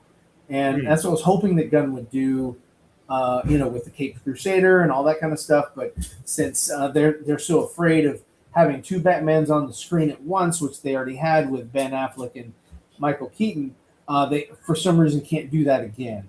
And also Robert Pattinson. They had three Batmans. They had three, yeah, that's totally. So and for some reason they can't just give us a Caped Crusader Batman who fits in the David Cornsweet universe.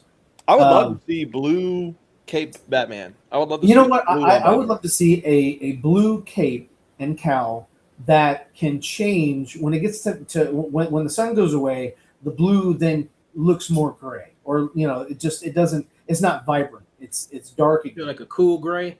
Kind of like it just loses its color because there's no sun to reflect it. Yeah. So I think that would be a cool thing, and they could play with that or whatever. But they're just not going to do it. I'm sorry, but these guys are just a bunch of pussies.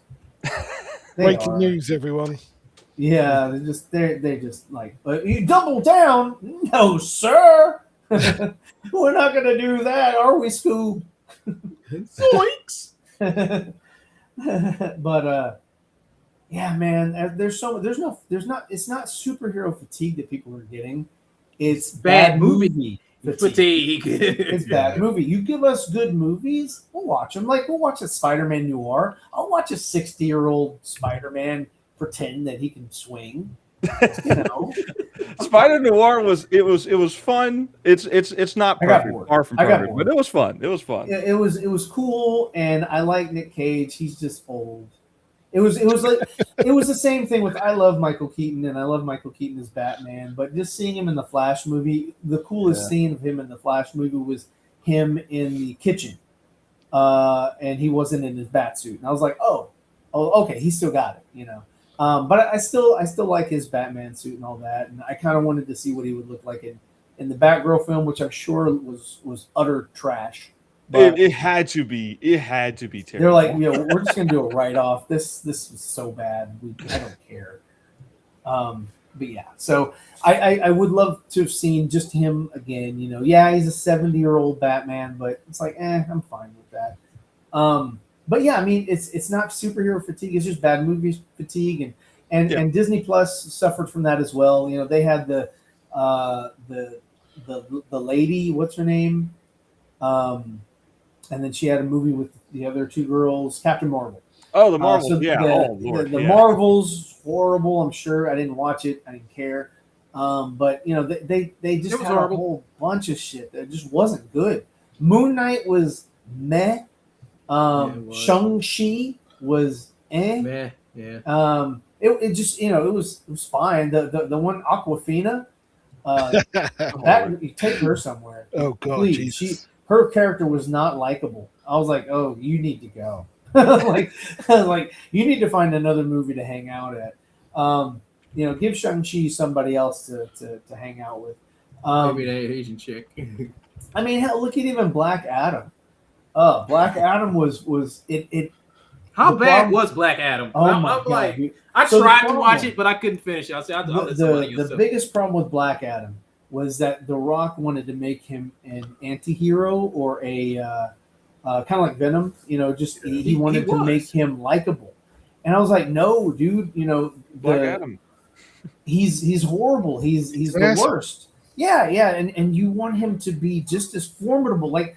And this is what this is how I gear my comic book is I want my villains to be the worst, right? Like the more interesting and tyrannical or whatever the villain is, the more you're like, oh, how's the hero gonna thwart this dude? And with Black Adam, it was just like, let's just make Black Adam cool, right? Let's put some Rolling Stones in there. Let's give him a villain that nobody will remember. I can't even remember the guy's name. I don't know. He was just some red dude with horns, and Sabak, I think, or that's the card game that Han Solo plays. I don't know. Why come they didn't put it? Why come they It's didn't the put the box of Star demon? Wars. They could have put the Yeah. demon in that Something like in the Black Adder movie. Then I would have put the demon. in. Man, you know, the stupidest thing they did was not put him against Shazam. I was like, bro, what? Yeah. Like, that's just dumb. It was like, he's like the opposite of Shazam. Like, why wouldn't you? No, okay, whatever. What they could have done is framed Shazam as like a villain from Black Adam's perspective. sure. Well, And yeah, that'd be he's amazing. got the power. He's got the power that Yeah. Black Adam wants, and he doesn't want anybody else to have it. So therefore, you know, he's the only one. What they should have done was with his nephew or his son or whoever they made him out to be in the film, that you know they had an issue. It should have been revealed that Black Adam killed him and knew all along. And it was just like, oh, you're not good. Oh, okay, you're bad. Okay, I get it. And that would have been like, oh wow, cool. And then the thing with Henry that they did at the end with just showing him as Superman, it was sort of a cheap reveal. Yeah. I would have had Henry do a lot more, and get the audience pumped. You know, not like, hey, you're not going to do certain things, or I might come back and we'll have a clash in the next film. I'll see you later. You know, it's like, you know, that was very boring and very anticlimactic. Yeah. And Well, real quick, I got to be heading out of here. Oh but yeah. I'm sorry to take the mic for so long. It's like, bro, we're getting on movie talk, bro. This was I the can talk Zebra movies all day. movie therapy session. Yeah, pretty much. I'm like, after this, I'm going to bed. I'll show you guys. Hold up before you leave. It's breaking news. My sources are telling me that Liam is leaving the internet again for a couple of months, right? You mean a couple of minutes? Yeah, let me know if that changes in a couple years. I just don't care about that cat, man. I'm like, okay, cool. You know, if anybody's gonna, you know, have false flags or like, I'm really gonna do it this time. I'm gonna do it. Don't make me do it. I'm gonna do it. Okay, just do it and be done with it. Yeah, he's never gonna do it. Pull the cord. This is what I've got before I head out. This is what I've got so far. I did this page a couple weeks back, and then I did a couple of panels here for like a side view of the highway chase scene. Got the mystery machine and everything in there. Yeah, the murder well, machine. he's doing it. He's it's kind of like the mystery machine in that he's going one way and then he's going the other way because it's kind of like when they run through the doors. Yeah. You need to keep your panels consistent. He's like, okay, now he's going to the right. Then they turn around and go left.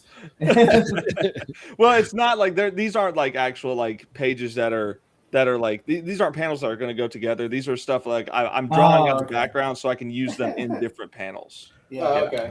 So like I'm just doing this for like samples and stuff like that, just for like concepts and where I'll put it all together in the final. This and then like this other one, driving forward and driving away. So it's coming together a little bit. It's still going to work out some things. Looks good, man. And if you guys want to catch something that is completed from EB Comics, you should go to my website. Yeah. beavercomics.com. Check out the super short. First one you'll see is his. That's right. That's right. Go check it out, guys. Give him some love and let him know what you think of his work. Yeah. But I'm gonna go ahead and hop out. Thanks, thank you, One Gun, for bringing us back. I appreciate it. Man. And we're gonna try to do something during the week too. So if you're available during the week, because Andrew can't make it. That's why. Andrew. And like me, you, Ryan, we're not good enough to replace Andrew. It's okay. You can there's only one Andrew. You know, if you lose that that's true. Andrew, That's so true. You lose the community. Also, right. shout out, guys. What up, Peace out, man? All right, bro. Oh, and 473. Never forget, Intense Shifter. Is he in here? What's up, Intense Shifter? Yeah. We will never forget. Intense Shifter is like the everyday 9/11. We will never. It was 474. So I guess somebody got a refund. Somebody got one. Yeah, somebody must have got one.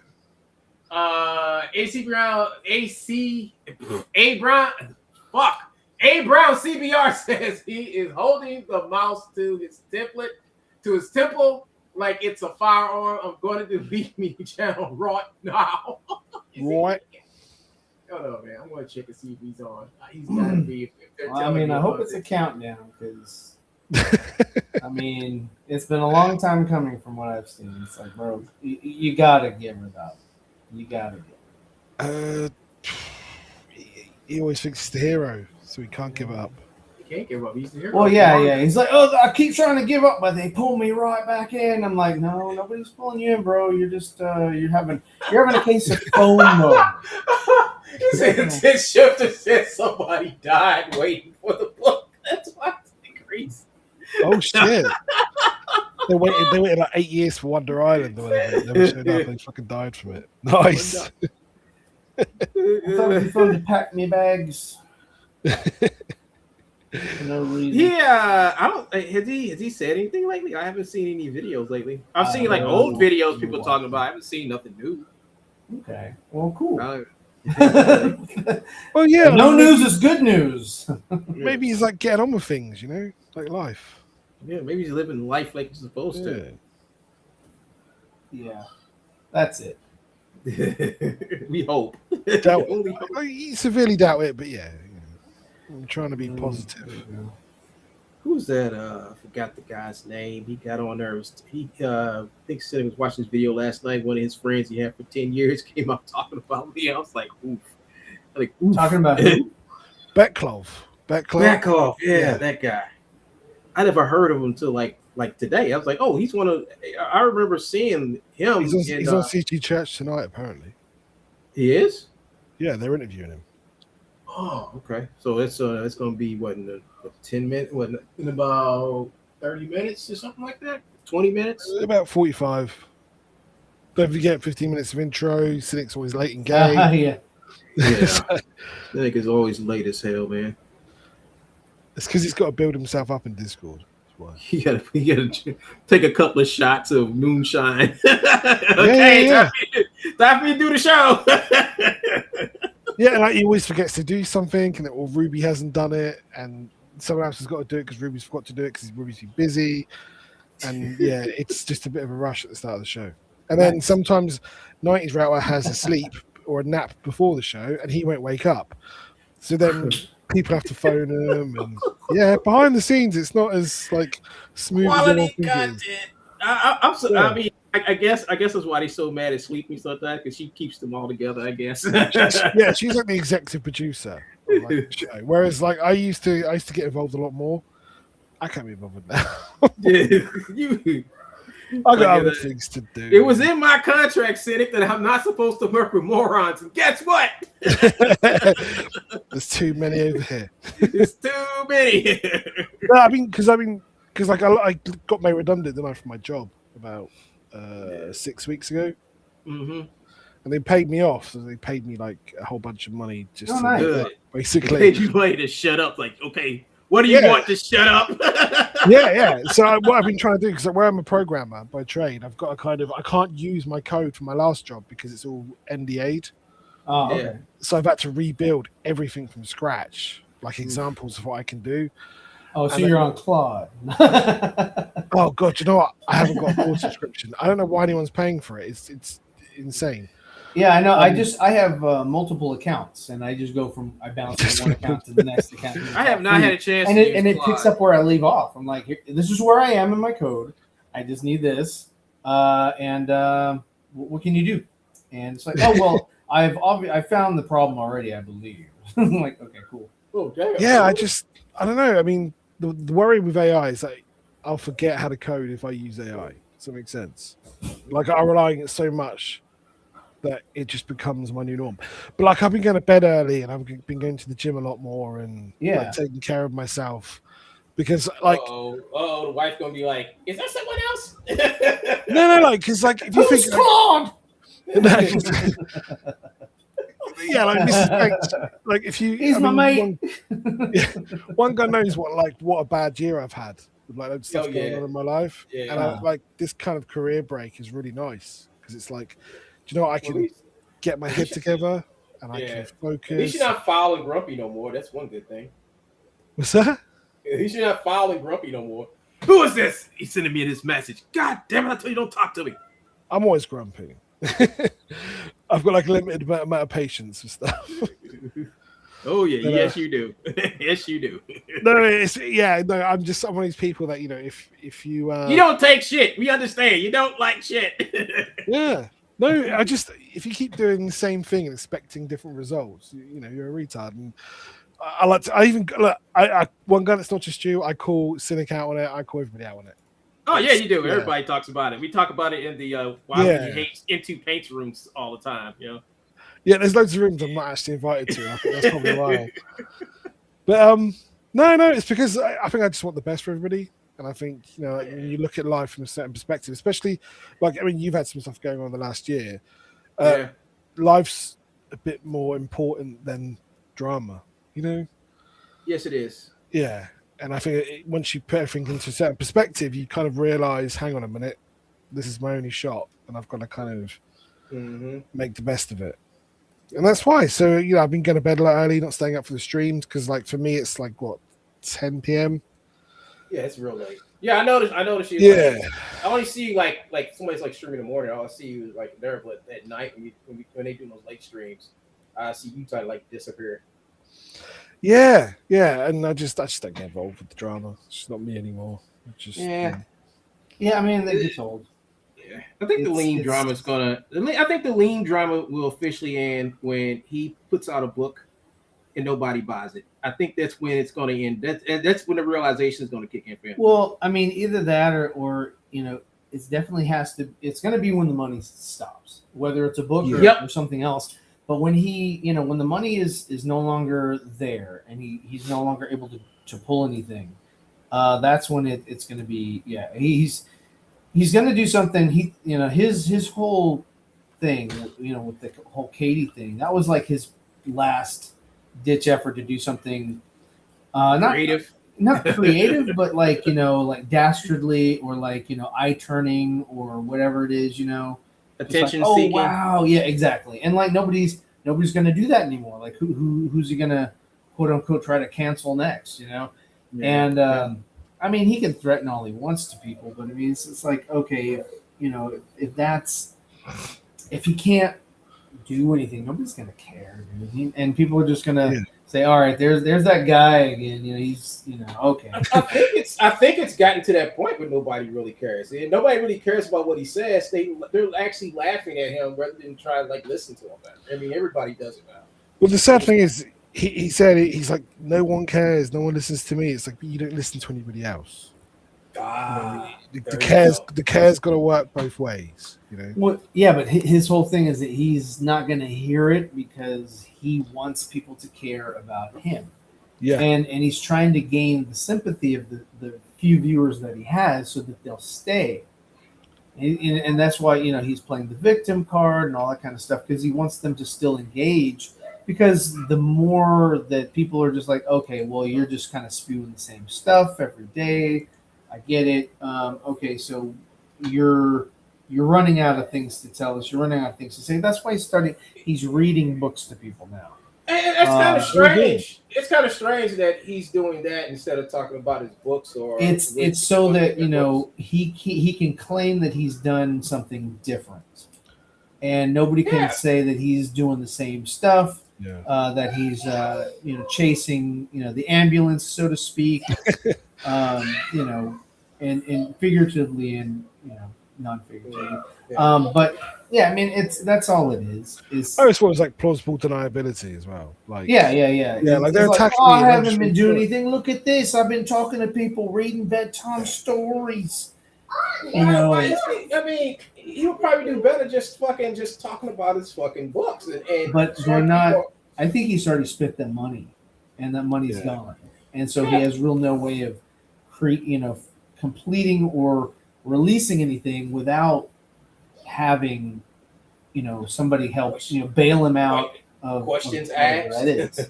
Well, especially if you're in Australia, like the post and the production is quite expensive over there.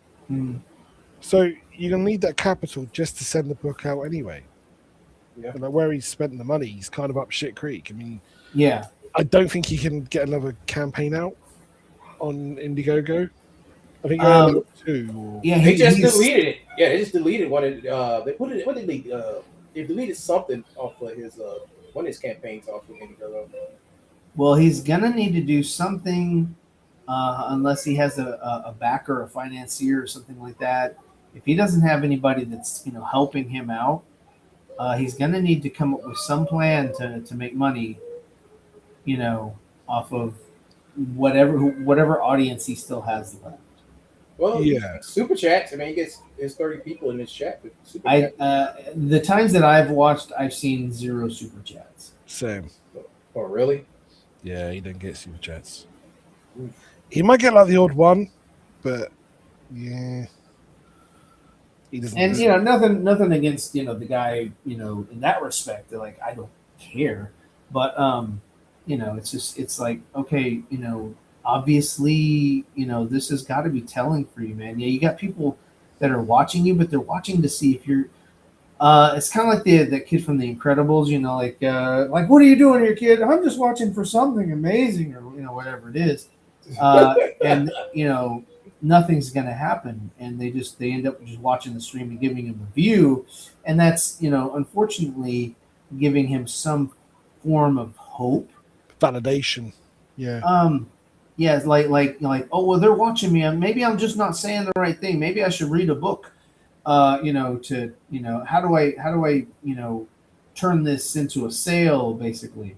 How do I monetize this or capitalize on this? And it's like, I was talking to him about it. I was like, I know that you're in the UK and all that, but if you've got this guy that used to come on these shows, and he's used to these things, he's used to people kind of respecting his opinion in some fashion or short. Yeah, exactly. But he's like, yeah, me too. I'm just like one of you, and saying all kinds of stuff about, I guess, constitutional rights that are of no consequence to him, because he lives under a different doctrine and all that, and it's like, okay, fucking different country, shit. Yeah. I mean, it's God save the king over there as well, right? I think. I mean, it kind of is over here as well. We just, Americans don't know it.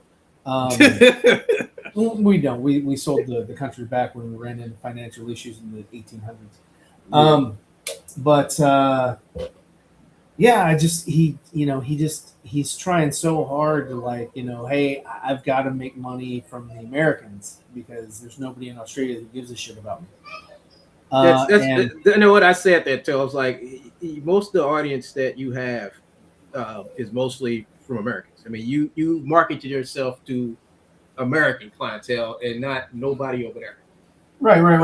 And like you said, for the Manjaka or whatever he is, or it says he is, he's over there close to Japan, and yet he does not have a presence over there. He's catering to Americans. He's not catering to Japanese people who are more in. I guess, I don't know. Maybe they're just like, nah, we don't want that type of idiot.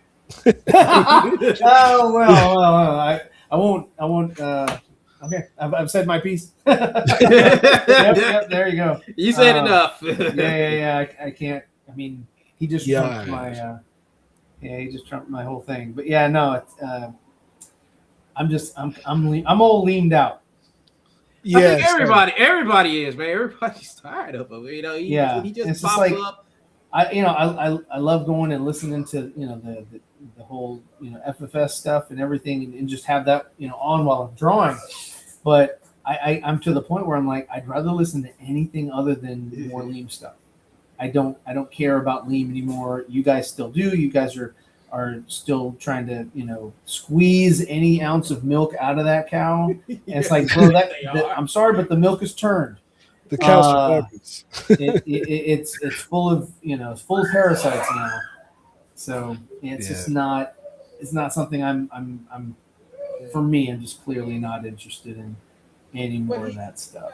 But he makes himself relevant every time he does something stupid. He's like, "What can I do to get them talking about me and put me back in the algorithm?" Oh, well, no. sure. He's like, I'll strike Katie again. How's that? Yeah, I'll do that. I'll be a clown. I'll do whatever it takes to get attention. And it's not so much the attention of Ethan or anything like that. It's the attention of anybody, dude. he wants to be relevant. He's like, you know what, and his whole claim is, he's got all these whales and all that kind of stuff. Well, if that's the case, then go have fun with your whales. If he had all these so-called whales and all this other stuff, he wouldn't be saying or going after Katie. He would just like, fuck y'all, I make too much money to worry about. Yeah. He's like, that's. Why would you want to come back to a community that doesn't respect you, doesn't like, or doesn't, it shows that they don't really like you, and then but you still want to be a part of that? Well, you hit a nail. I always say to people, especially One Gun, that living well is the best revenge. Like Liam, if he's got these whales and he's got this talent, he's got these skills and these books, go and produce them, go make them, live your life. The indie comic scene's way bigger than Comics Geek anyway. Yeah. Yes. Just go out there. You know what I mean? Like, why'd you give a shit about 2,000 people thinking you're a retard? It makes no sense. Exactly. You are correct, sir. Yeah, I just don't get it. I would have been in left, man. If I was Liam and I had all these whales and stuff, and I could put out slop and people would buy it, I would be like, fuck y'all. Like, I don't give a fuck. Cindy can run like a 24-hour show of me. I wouldn't give a fuck because I'm making money. Right. Yeah. I mean, it goes to show you that, like, just the amount of views that he has and all that. It's like, bro, his whole thing is like, oh, my reputation is tarnished by, like, a small amount, like you just said, a small amount of individuals. It's like, well, it can't be that bad. Just go do your thing, man. Show everybody that they were wrong about you. Yeah. Prove He can't. He's like, he's kind of that person that always has to have the last word. Yeah. But the last word is like, I know I am, but what are you? Or I know you are, but what am I? It's like, bro, that's not the last word. He's like, I know you are, but what am I? Okay. All right, I can't help it. Yeah, it is what it is with this dude. It's like anything. Help only happens when you know you need it. Yeah, he doesn't know he needs that help yet. So and I had to pay attention to what Into Pain say because he says some good stuff to keep you on track and keep you focused. Every time I get disfocused, I say, Into Pain, she got some insults she can hurl at me so I can get some sense. I can insult you as much as you want. He said, that's what I'm here for. Yeah. No, because I think, like, I tend to only interact with people who I think are good people. You know what I mean? Like, if I don't think you're a good person, I won't bother to interact with you. You just let them crash. Yeah. But the thing is, like, with friendship and friends and stuff, you have to let sometimes your friends crash. Mm-hmm. Because failure is the best lesson, isn't it? Before you pick yourself. You remember failure. You remember failure more than you remember success. Yeah, and this is the thing. I see too much of it, especially in our friend sphere. Our extended friend sphere, and we could be so much better than what we are. This whole section, but we just can't pull our head out of our own asses. So, what do you think about the new war with the Wheelers now? Because they went total dark now. I'd like to say it was unexpected, but I kind of thought it was going to come. I mean, the problem was they had like a negative rep from before, right? And then that's an uphill battle, isn't it, to try and clear that rep? Because regardless of what intentions you've got, good or bad, you've got to convince all the people that don't like you more than the people that don't know you. And I think they were struggling from day one. I think, it doesn't help that they like a fight. Yeah. Because if you like a fight, you make yourself public. Because everyone's going, look at the Wheelers doing this, or look at Ethan doing this, or, It's, they're always going to struggle with it, which is a shame because I think the intentions are good, Yeah, they got good intentions. They're good. I mean, they're good people. I mean, I keep on telling people, the Wheelers are good people. They just like, when they just don't get them fighting, because once they start fighting, they don't stop. Yeah. Well, I mean, I don't have any problems with them. I don't got no problem with them either. Yeah. So, I mean, I keep my head down. I do my work, and that's kind of it. That's pretty much it for I mean, the problem with CG is groupthink a lot of the time. Yeah, it is. You know, like if some of the big characters in the in this side of the group say like, oh, that person's bad, a lot of people blindly follow it. Or if that person's good and they're blindly follow it, it's like give people a chance. You might like him, you might not. There are plenty of people that I talk to that you don't like, you know, and there's plenty of people you talk to that I don't like. But it is what it is, isn't it? Like we're adult enough to understand that we both see things in different people. We both respect people for different reasons, and that's okay. Sure. Your problem with that person may not be, you know. That's one of the problems. Like, you know, when Mike came back and he was like, "Yeah, we're CG again." It's an uphill battle because you've got to try and convince these people that have already made their mind up because of what somebody else has said. Like if you're going to dislike Mike, dislike him because he's done something to you. You know what I mean? Or something he's done something you don't agree with. Don't dislike him because two people have told you that he was bad 20 years ago, you know? Yeah, and I had to make that totally clear. To like I think I said that. It's like they got a bad rap for Rob Liefeld before Rob did, you know, because Rob was a bigger voice than they are, and he used that against them, which probably kind of like started it. And I'm like, that's fucked up. He did that, you know. Rob's a bit of an idiot anyway, isn't he? So, you know what I mean? Yeah, he is. You know. Yeah, like especially with that cover artist, he was supposed to pay that cover artist or whatever. Oh yeah, what happened with that? Did that ever get settled? I don't know. It just disappeared. I'm assuming it did, but I probably bad for the guy. I think he might have paid him off. I don't think he ever used the cover. But like, if you're gonna have a competition and say, "Oh, we're gonna, you know, we want you to draw the next cover, and we'll use it if you win," and then when the person wins, they didn't use it. It's like didn't use it. What? Yeah, that kind of hurts that person who spent this time doing it because he's like, "Oh, finally gonna get some people gonna finally see my work," and then he doesn't show. You know, I've been pissed too. Yeah, imagine the exposure you get. Like your first cover is a Rob Liefeld cover. Especially that cover, especially that cover winds up making millions of dollars. You know, like a lot of people had that cover. You know, that exposure is insane. Because then you can, like, even if you don't really like work for like Rob ever again, you can still say to someone, "I did that cover." That's yeah, you know, and you can own it to a degree, right? Yeah, no, I don't know. The guy disappeared. He was a good artist, though. I don't know who it was. But, I remember seeing his stuff and thinking, yeah, he's got really good talent. But, hopefully, he's got on to bigger and better things, and he's developed his career. I don't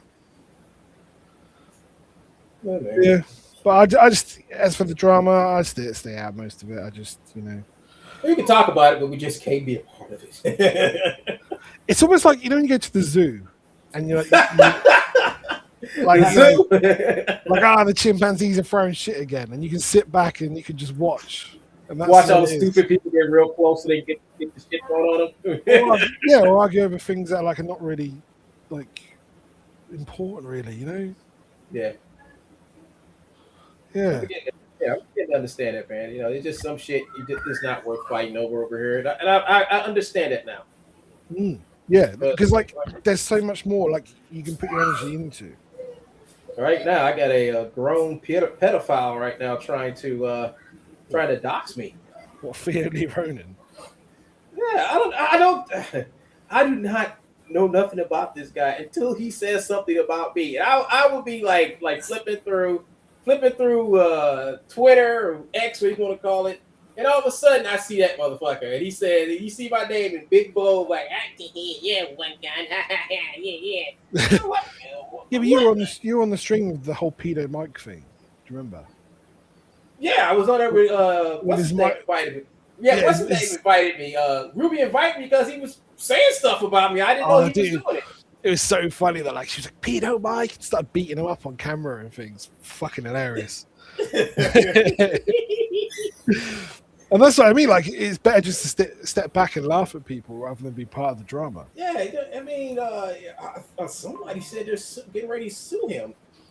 Really? Shit. Yeah, somebody's getting ready to sue him, and I was talking. I forgot who the person was. I forgot who he was, but yeah, someone's about to sue the shit out of him for something. I'm like, whoa. He ain't got no money. He's like 40 and lives with his mum. He's got no money. Yeah, and I'm supposed to be insulted. I'm supposed to be insulted because he's like, oh, 1 foot. You know, I'm like, dude, listen, you don't know your living situation. Got him. I'm like, dude, I just don't get people. You live with parents, or you live with somebody. You're not paying your own fucking rent, and then you try to make fun of people who do. You know, I say, motherfucker, if I can get on my own, get my own place to stay, and fucking be disabled, and you're a full working man, something's wrong. Something's wrong. Because you get a sweet disability check, don't you? That's why. I wish I did. I mean, the other day I was thinking about going there and actually apply. I said, I don't need to apply for this shit. These medical bills. Yeah, these medical bills are fucking me up. Yeah. I don't have that problem. Oh yeah, y'all got free shit. Y'all got free medical.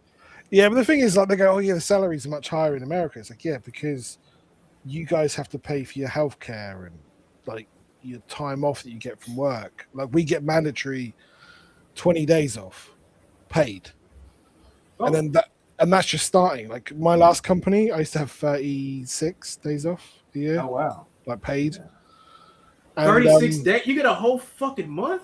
Yeah. No wonder when you guys take off, y'all call it a holiday. God. Yeah. Everyone on holiday. And like, they don't say vacation. They say holiday. I'm like, you son of a bitch. No, we say both. God. We say both vacation and holiday. It depends on the context. Yeah. No, that's a fucking holiday right there. 36 days. This year? Yeah. Like, let's say your wife has a kid. Yeah. You get maternity as well as she does. Damn. Wow. So if you do it right, say we're gonna have sex here. Yeah. Baby here. Oh, wow. So that means I get like 36 vacation days, and I get my 2 months. Oh shit. I'll just work for only 6 months this year. Yeah. If you do, but I mean, and what there's like so many laws about employment as well. They can't really fuck you too much. But yeah, so we get less wages, but like tax wise, I don't get that. How do y'all get less wages? Because I mean, y'all are a developed country just like us. It's just how does that happen? How y'all not get? Okay, so put it this way, right? So if I go to the store and I want to buy, I'm trying to think of something, a steak. Yeah, I want to buy a nice big steak. I'll only pay like $5 for the steak, and it will be a decent steak, be really good quality. Of course. I'm not paying 10, 15, $20 for a steak. So like the cost of what you pay for your groceries, like your milk and your eggs and your cheese, is like double what we pay for stuff.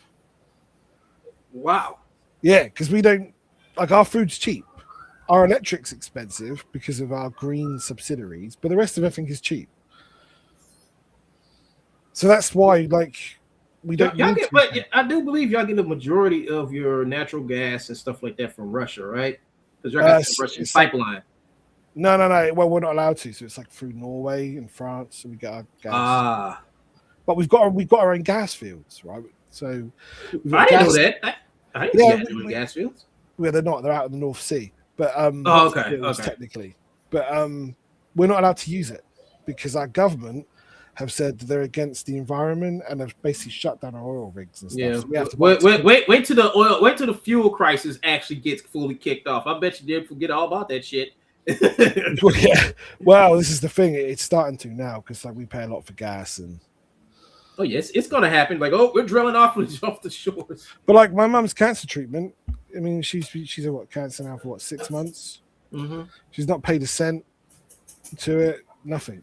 You know, she's got full chemo, immunotherapy. Because the idea is, if we all pay a little bit in, then everybody benefits. Because not everyone's going to use it, but people you rely on might use it, and you're supporting them.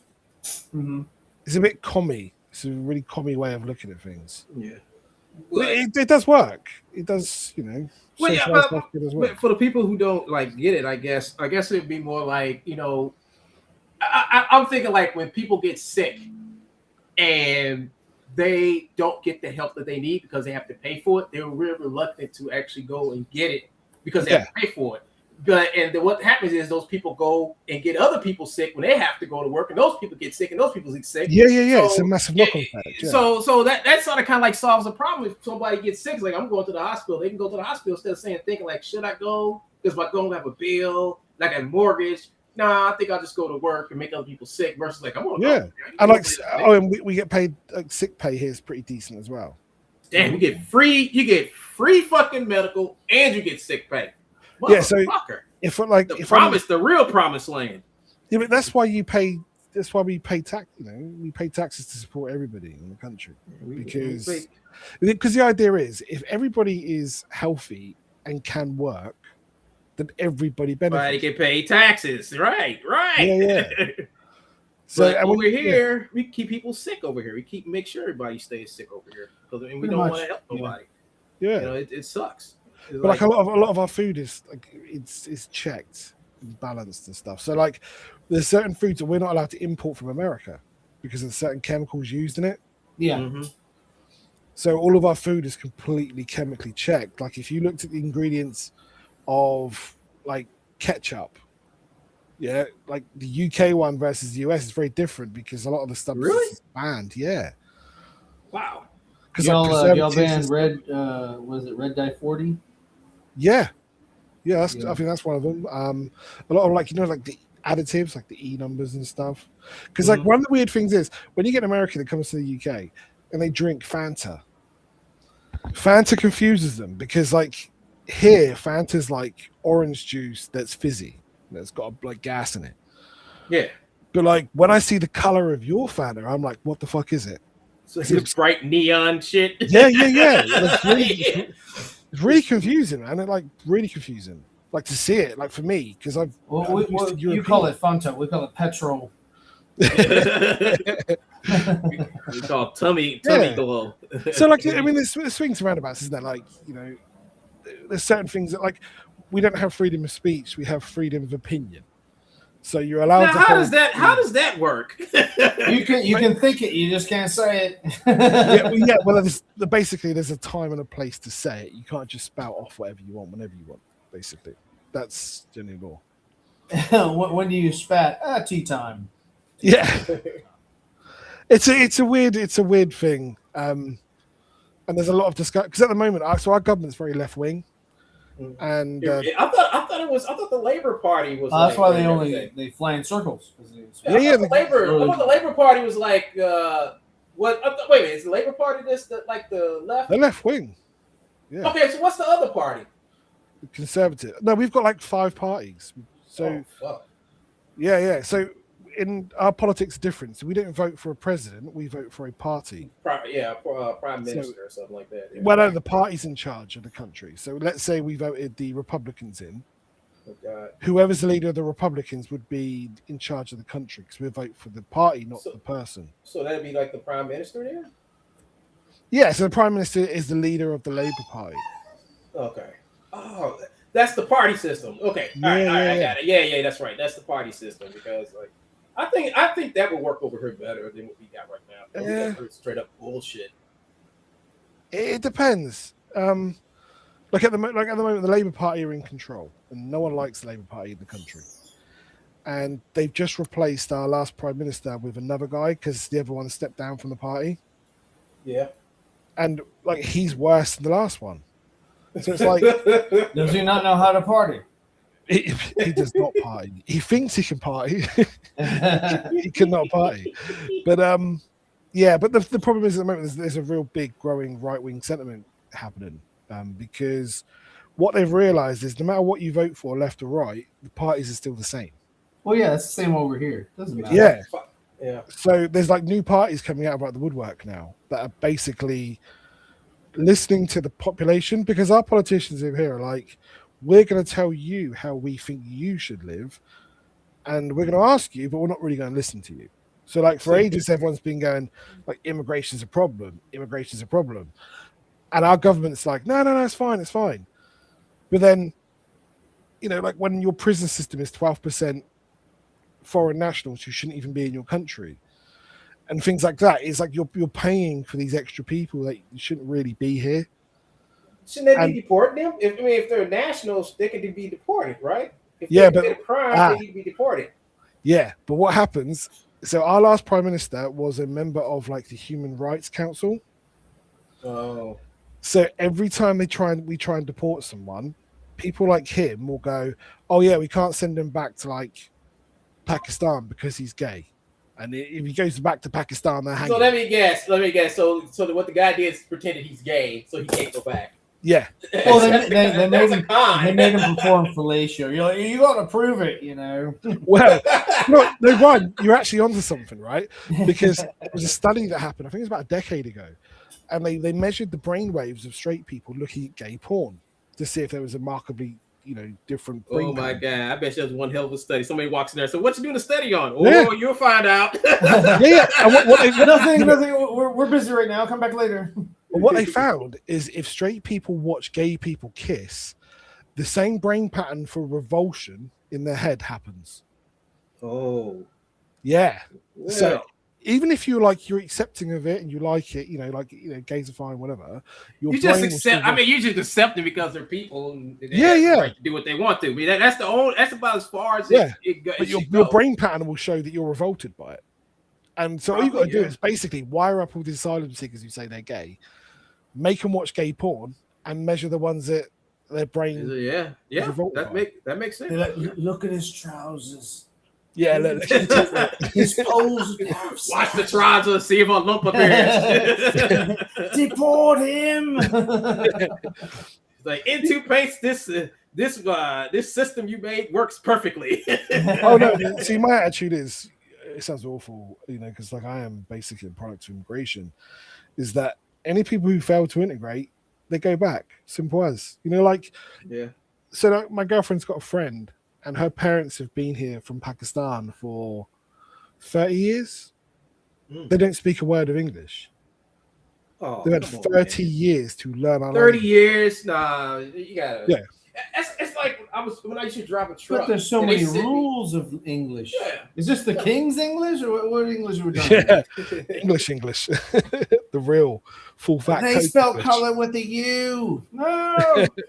well, there's the King's English and there's the Queen's English. Which one do you speak, Paints?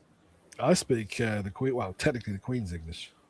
What's the difference between the Queen's? There isn't a difference. every time he's finished with a sentence, he gives a curtsy. Yeah. See if Paints give a courtesy. Yeah. People will pay for that. They would pay for that. They would pay for Plenty of people want me to bow down. English. Paints, you just spoke with the Queen's tongue. Like, yeah, well, look, they're like, yeah, but look at his trousers. No, you gotta remember, I've always been. I was born when the Queen was in charge, and she's only been dead a few years. So right. I was raised in and she was a nice lady. The Queen. She used to do a lot of things for people. She used to help out with charities and things like that. She used to give things away. Our King's a bit of a prick. He doesn't do any of that. He doesn't really give a shit. Well, I blame that on his mother. Yeah. She was nice to everyone except for him. Do you know what? That's probably true. I know a lot of people like that, where their parents are really nice, but they're bastards to their child. But I think that was probably the case of him. And yeah, it's a bit of a shame, really. Yeah, I heard people I heard a lot of people don't like him over there. They don't like him. But it's actually to do with it's almost like religious grounds. We're not a very religious country. Yeah. Mm-hmm. Well, all those damn churches over there. Well, yes, because they're 1,000 years old, Bunga. That's why. And they're libraries now, so they're not. Yeah, they're flats and apartments and stuff. Oh, really? Yeah, they're really cool. If you ever see the converted churches into apartments and houses, they're really cool. Yeah. It was because so every year the royal family do a Christmas message where they will talk about the UK. They did an Islamic one, right? Yeah, they did. They didn't give a shit. So they did one for Ramadan, but not for the Christians.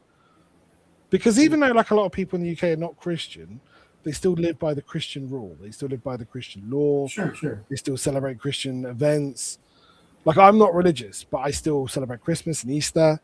I'm very proud of. It's just, it becomes like a tradition because that's how you was raised. Yeah.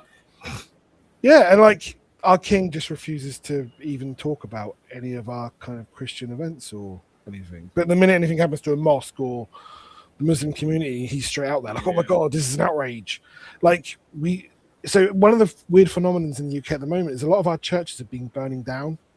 I've seen. I've actually saw that on the news the other day.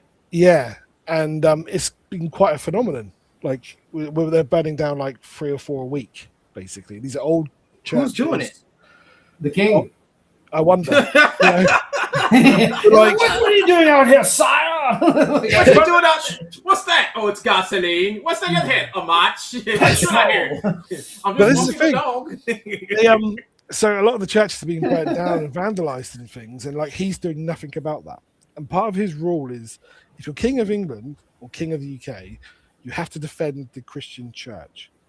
So he's allowing all these churches to burn down, but someone threw a petrol bomb at a mosque, and suddenly they found all this money, like 50 million, to give to mosques for security. Yeah, and it's like, yeah, it's like you either like protect all religious institutions, or you don't protect any of them. You know what I mean? Like equally. And like there was a synagogue. Something happened with a synagogue. They pledged 25 million to protect like 5 synagogues. But what are they doing about all these churches that are burning down, like Christian churches? Like, they don't give a shit. And like the people can see that, and it bothers people. Yeah, because it's our heritage at the end of the day. Yeah, it is. I don't know what it is, but people are. Well, isn't his crest like a red dragon or something? Oh, that's the Welsh. Oh, okay. Yeah. Yeah, because the whole St. David, I think St. David killed a dragon or something. I don't know. I'm not Welsh. But yeah. Because I mean, people don't understand what the UK is. And the UK is Northern Ireland, Scotland, Wales, and England. Great Britain is Scotland, Wales, and England. So all like mini. I never knew that. I thought it was just one big island that you all just living on. Isn't their lineage not exactly English? Like, yeah, somewhere else. German. German, that's right. Oh, German, Greek. Yeah. Well, that's why Hitler wanted it back. Well, no, it's because back in like the early days, they realized that because they were only breeding with other royal families, that that was causing genetic issues. You know, the whole royal blue blood thing was because of all the handfuls of royal families in Europe, they were just interbreeding amongst themselves. Yeah, causing double-headed children, 3 arms on people's bodies. Yeah. No, it's not that bad. It was more like Alzheimer's and shit like that. You know, like genetic disorders that keep propagating in the thing. Because they keep fucking their cousins. Yeah, they're doing it in Alabama. They're fucking yeah. But it's sick. It's like there's nothing wrong with that. Yeah, and like one of the things as well, like people always say, like the king's got so much power in the UK, and it's like he doesn't really have much power. Like, so we had like a revolution or civil war. I can't remember the year, but it was a long time ago. And the idea was that the people should have a voice, which is Parliament, and then we have the royal family have a voice, royals, and they would balance each other out.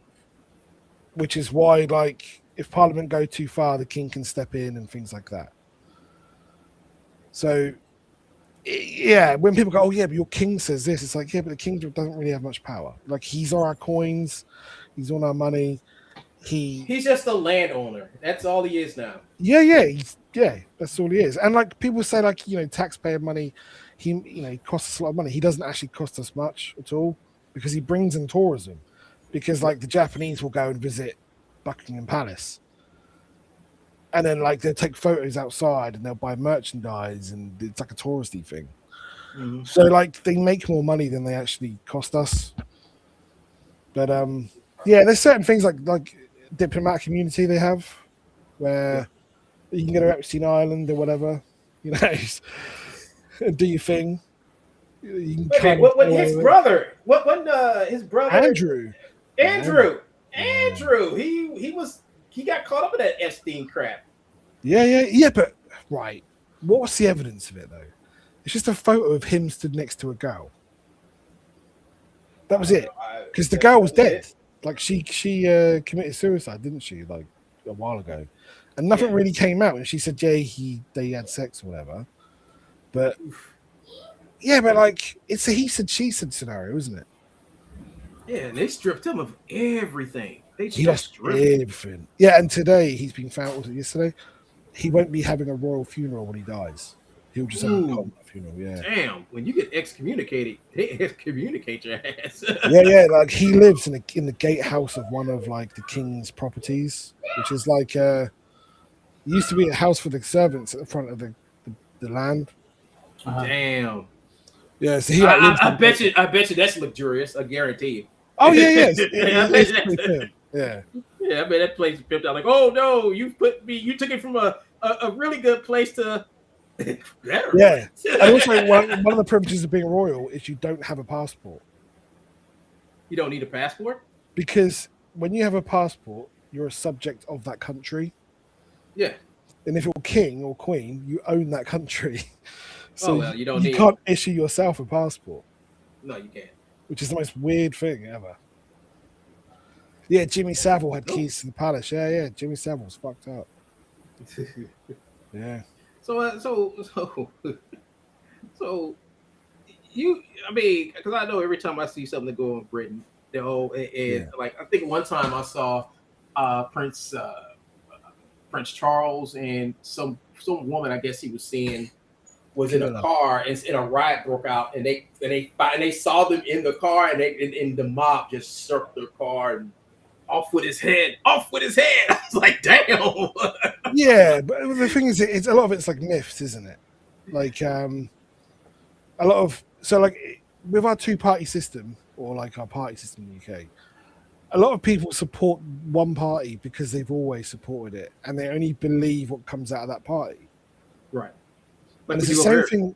It's the same thing with the royals. So that up north in the country, a lot of the northerners feel really hard done by that all the money's down south. Because like London is the financial hub of the world. Yeah, the amount of that's where your stock market and shit is. I mean, that's where your trade. Yeah, but like, well, not just that. Like a lot of people trade through London. Like a lot of Americans do. It's got a bigger financial center than New York. You know what I mean? Because like Hong Kong, Japan, South Korea, they trade. It's like the time zone. Like wherever the sun hits first. That's going to be the next stock market that's going to open. That's where the money's going to be traded through. And then it'll go over to England or the island. It gets traded there. And then the stock market opens here. Then we look at everything that's happened during that time period. And then we make our decision on what we're going to do in this stock market. We're like the last ones that trade. A lot of banking institutions actually live in London. Mm-hmm. So like HSBC and Visa and people like that. They all were in London to work together. Yep. And because of like the amount of business rates and things that they put into to London, the North don't like it because they're like, you're not getting all this business tax. So there's a whole like North and South divide where they think like the South has a lot more than the North does, so they're real funny about it. So you mean the South? You mean the southern coast of Britain? Yeah. Yeah, so like the Tree Goblin in chat put, Southwest has a lot less money than up north. London in the east has the money. Yeah. So London is like southeast, east, and south coast. Okay. So there's a place there's a couple of places in the southwest that are worth a lot of money. But the rest of it is the thing about the southwest is that's where all the ports are, right? Because you get more traffic going through the southern ports than you get the northern ports, right? Yeah. Because if you think like, so where I live on the south coast. Yeah. And I'm like 40 miles from France. Damn, so if 40 miles from France? Yeah, if I was to get a boat, I could travel across the English Channel and go and see France. And if I had a chance to go to France, boy, I'll be tapping all ass, boy. Give me some French chicks. No, French. Yeah, the Algerian ones. Maybe. I don't think you're going to like what you see. You'll probably get deported, my God. But like that. We'll send one gun up the stream. Hey. So since you live by France, but then is it true that they instead of putting deodorant on, they just put perfume on? No, they're relatively civilized. I thought you were going to ask if they shave their pits. Yeah. Oh yeah, that's it. They do. It was a myth based on French girls who used to travel years ago, back in like the 80s and 90s. They used to travel around the world and they would never look after themselves properly. Yeah. Yeah, it's bizarre that it's carried on. But no, Europe's really nice if you get to visit it. Germany's gone downhill since the whole migrant thing. Like if you Micro see thing? migrant, so if you see the videos, migrant. yeah. Okay. So if you see the videos of like the stuff that's coming out of Germany, it would shock you because like people have this image of Europe that is quite quiet and chilled and everybody's like down to earth and the streets are that's my image. clean and yeah. That's definitely my image. It was until about 15 years ago when it started. What happened 15 years ago? Well, the German prime minister at the time basically opened the borders up of Germany. Oh, that's right. They did that unified something border stuff, or yeah, they call it the Schengen area. Yeah. But what happened was because like every European country is different. So like the northern European countries are very rich. So you've got like the UK, Germany, France, Holland, all very rich countries. And on the south, you've got like Greece, who are going bankrupt at the time, Italy, that are broke, Spain, Portugal, all really high unemployment, all very broke.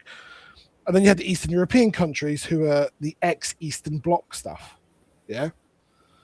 Right. So because they're not getting the same benefits and the same housing and the living standards as the rest of us, they all started moving north. They all started coming to France, Germany, England, Holland. Yeah. But what was happening is you had people going to Portugal. So Portugal, you can get a passport in Portugal within 2 weeks. So if you came from Africa or the Middle East, you could go to Portugal or Spain, get a passport really easily. And once you've got one, you can now live and get all the benefits of living in Europe. So, of course, everybody was flooding in to try and get a free house, free healthcare. Free healthcare. So that means that was a burden on your system then, because you had all these all these new bodies. I think they're doing the same thing with Greece. Yeah, Greece is fucked, like money-wise. Yeah.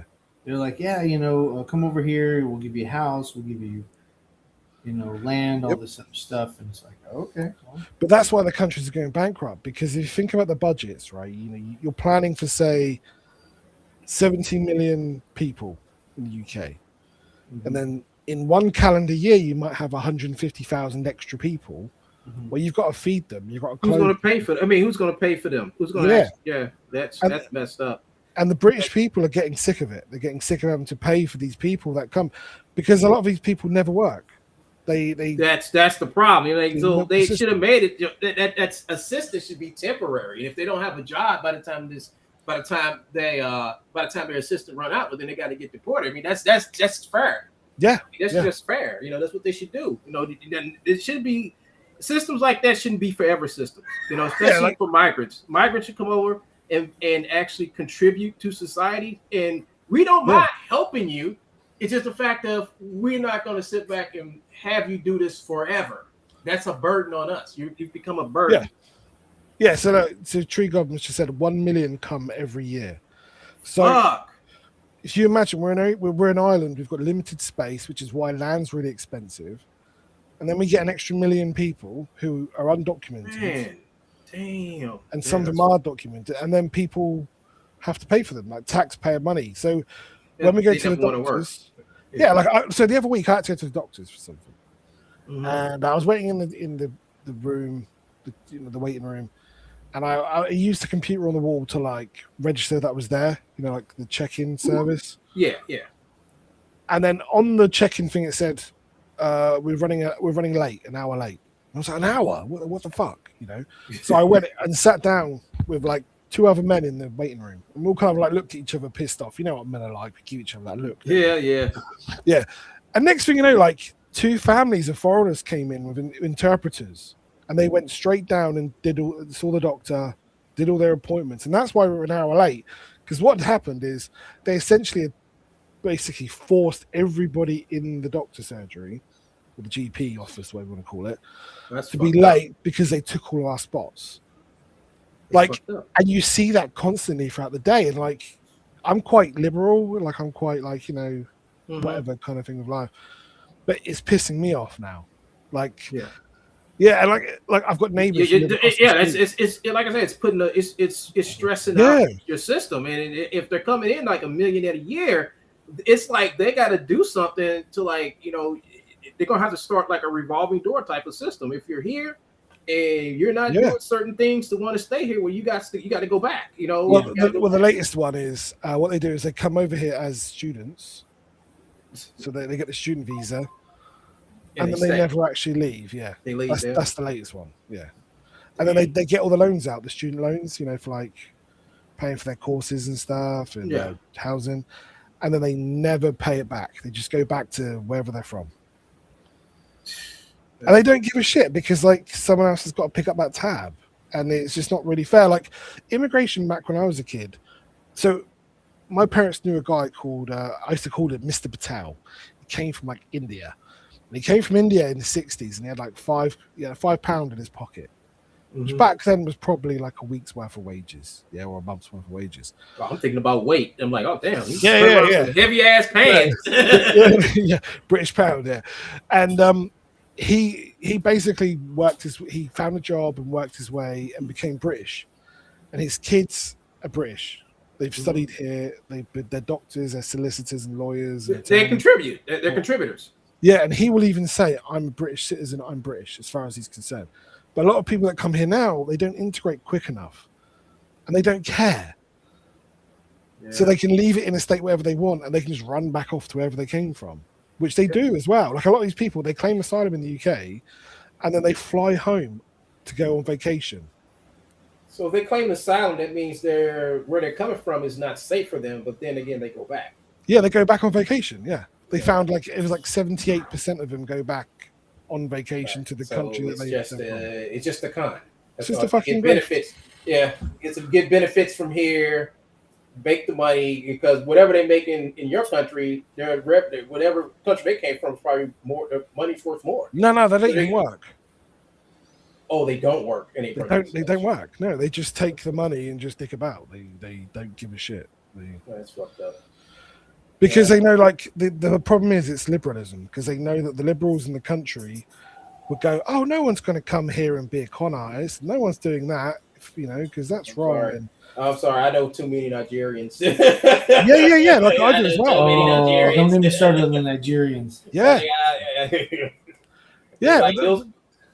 Like that's just how they're doing things, and they just don't care. And it's frustrating because like everyone we voted in the last like 10, 15 years, like party wise, has said we will curb immigration and make sure that it's fair. But they haven't done any of that. Just allow more people. There has to be money in it. In order for this to persist, there has to be money in it for somebody to keep it going like this. No. Because they don't see the impact of it. Because a lot of these politicians don't live in the areas that don't live where you live. They don't live where you live. Well, I live in my area's all right, but I still see the impact of it, And they don't see it because they get to go behind their gated communities. It's the same with electricity and gas and water prices in the UK. They're astronomical. Because if you're a politician and you're a member of parliament, you don't pay bills. That's all paid for. Yeah, they don't see how much it really costs the average person because they don't have to pay that bill. Almost like an orange man who decided to put a tariff on all the fucking shit that we get. Yeah, because he's so removed from fucking reality, man. Just so fucking removed. Because the problem with politicians, not just like Trump, whatever, but they don't see that when they make a policy, it affects the normal person. It doesn't affect them. It doesn't affect rich people. It doesn't affect anyone who's got any kind of clout or power. It affects people like me who want to go to the doctors and not be pushed out by an hour, or Tree Goblin when he goes to the shop to get stuff and he finds nothing's there because all the immigrants have bought it on their vouchers that got given for free from the government. And they don't see any of that. To them, it's like, oh yeah, the population's growing, and if the population's growing, there's more people that can contribute. Yeah, but that's not true. 70% of them don't work. That's fucked up, dude. I mean, I didn't know it was that bad. I mean, I knew you had like because I was watching. I was on Twitter and I saw what was it? Italy's immigration problem, and you just saw like about at least maybe 50 or 60,000 people just running across these little that's they were right. getting off this boat and they're just running all across the beach. And the people just running from a mob of immigrants. I'm like, damn. Yeah. Like, And that's these people like, and also like the immigrants will take the work that teenagers used to do. You know, like when you get your first job when you were a kid. yeah, McDonald's or something like that. Yeah. Yeah, they do all that now. Delivery jobs, they do all that. So now you got unemployed teens probably out here in the streets like committing crimes and shit because they have nothing else to do. Yeah, it's the biggest youth unemployment rate for the last 100 years or something. And it's all linked to immigration. Yeah, because like people say, oh, it's not all linked to immigration. It's like, well, it is. You know, if you moan that there's too many people in, say, the doctors, and you can't get an appointment, well, it's because there's too many people. You know, if you go to the store where there's no food on the shelves, a lot of time it's because more people have bought the stuff than what was planned. Right. If the roads are busy and they're jammed up, it's because there's too many cars on the road. You know, it's like if you had a party and you ordered a massive pizza and you divide it up into 20 slices and you invited 19 people and everybody had a slice each, and then suddenly 10 more people rock up and they demand a bit of the pizza. And it's a really stupid analogy, but like that's essentially what it is.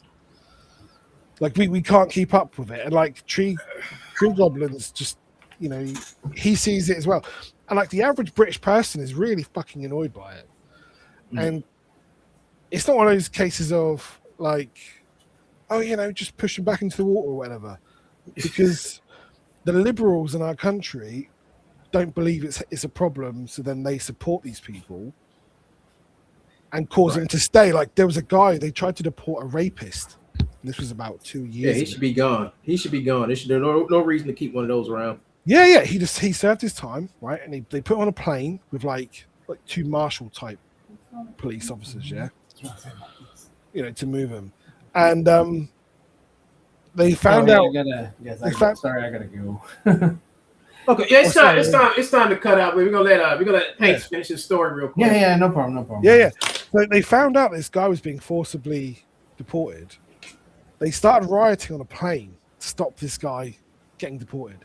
It turned out he was a rapist and he had served his time and he was going back to his country. And that's why he was getting deported, because the liberals thought, you know, like, oh, they'd look at them forcibly deporting this poor man. And it's like, no, you just basically, you're like a turkey voting for Christmas, you know?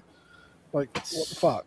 And that's what keeps happening. They keep doing this. And like, if you look at the rape statistics of Europe have gone through the roof since immigration started. And that can't be a coincidence. You can physically see the graph just go like average, poof, through the roof. And it's shit. Like, I used to love going to London to visit and stuff. It's only like 70 miles You down can't the road go from me. because you'll be raped. Well, it's because I'm beautiful, one gun. That's why. Yeah. I figured so. Well, you know, like some of the people at FS have seen me and they've said, you know, but no. Do you have blue eyes? Do you have icy blue eyes? I have green eyes. I have mint green eyes. Also, he's more rare. Are they icy? Minty. They're like mint green. I guess yeah, minty. Okay, you passed. Sleeping? No, I'm just kidding. Yeah. I think she's seen me. Sarah's seen me. Ruby's seen me. No wonder Ruby is so entranced by you. Yeah.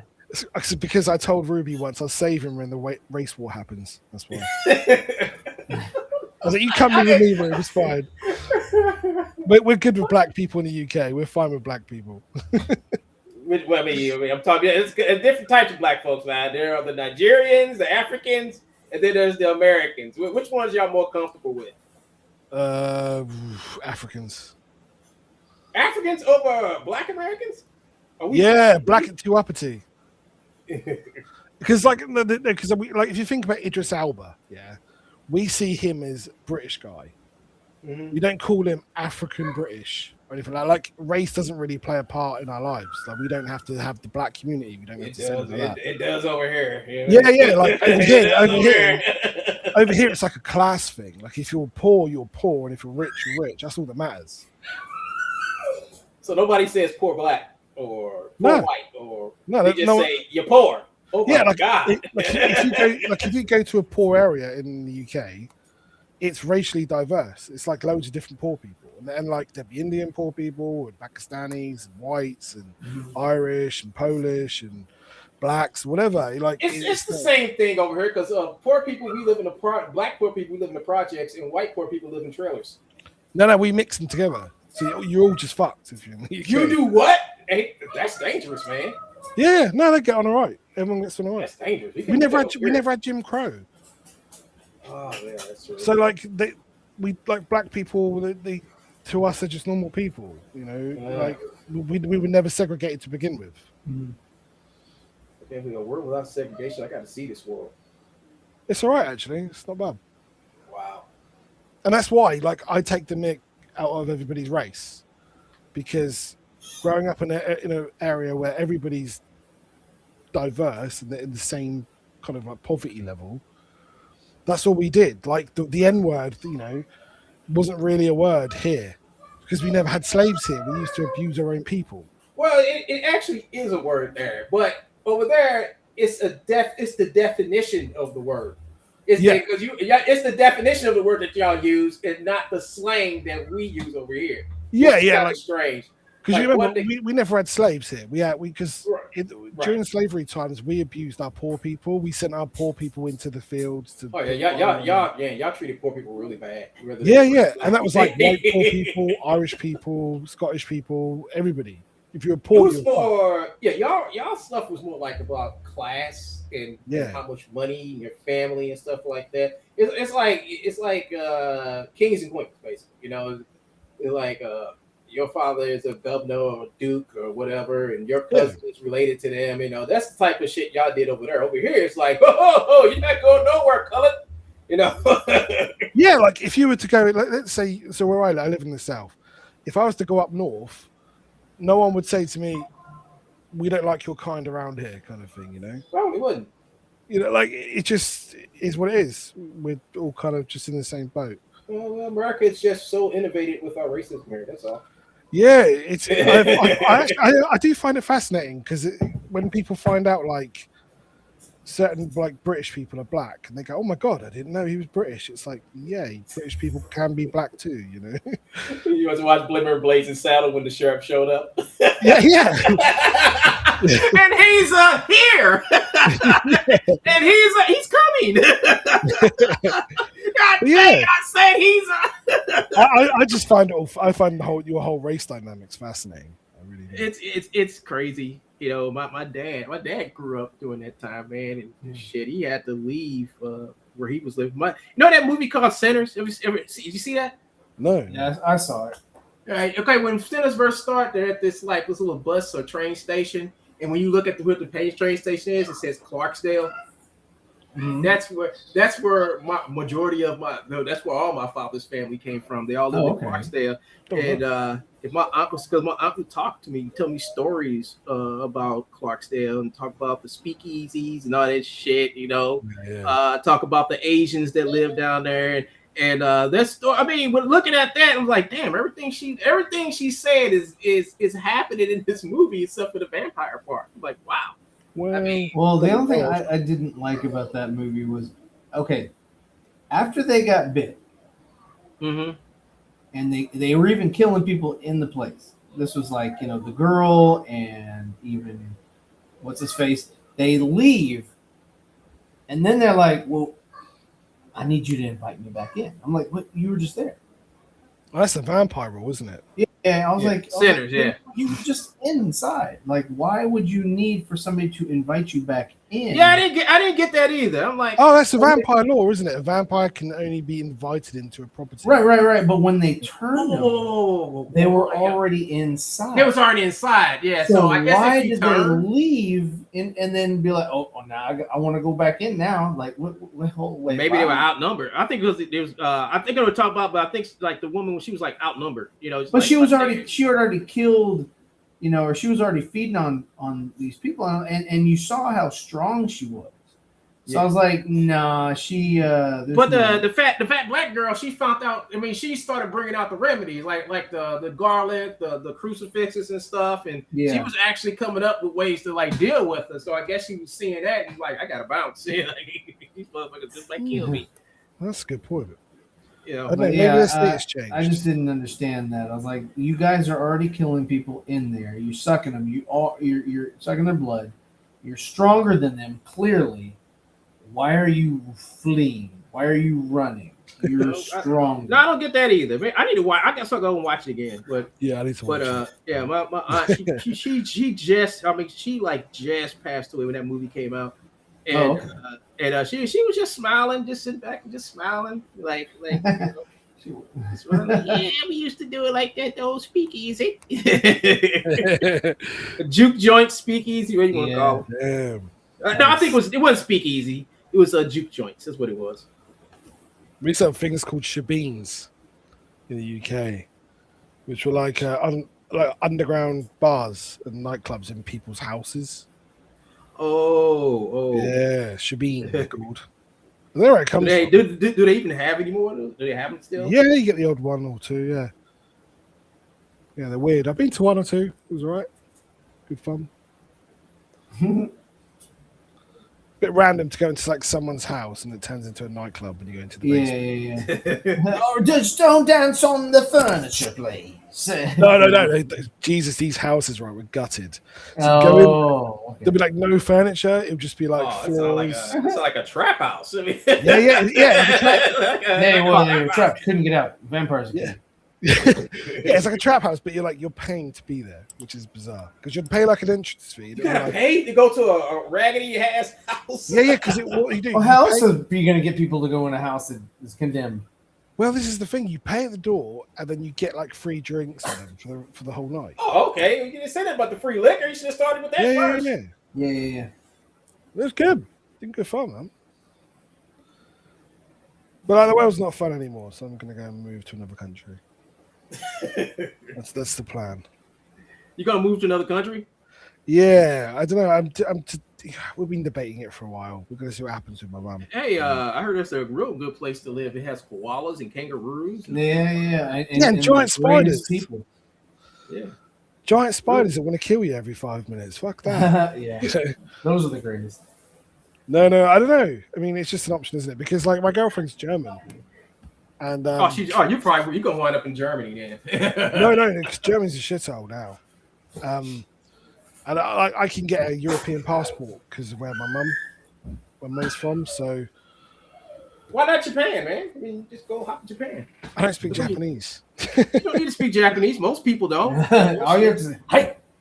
No. I get you in and out of anything. I think it'd be nice if you could kind of like at least speak some of the language, you know, like I could speak a little bit of Japanese. I did think China. I thought, you know, like China's quite. I wouldn't move to China. You can't trust the food there.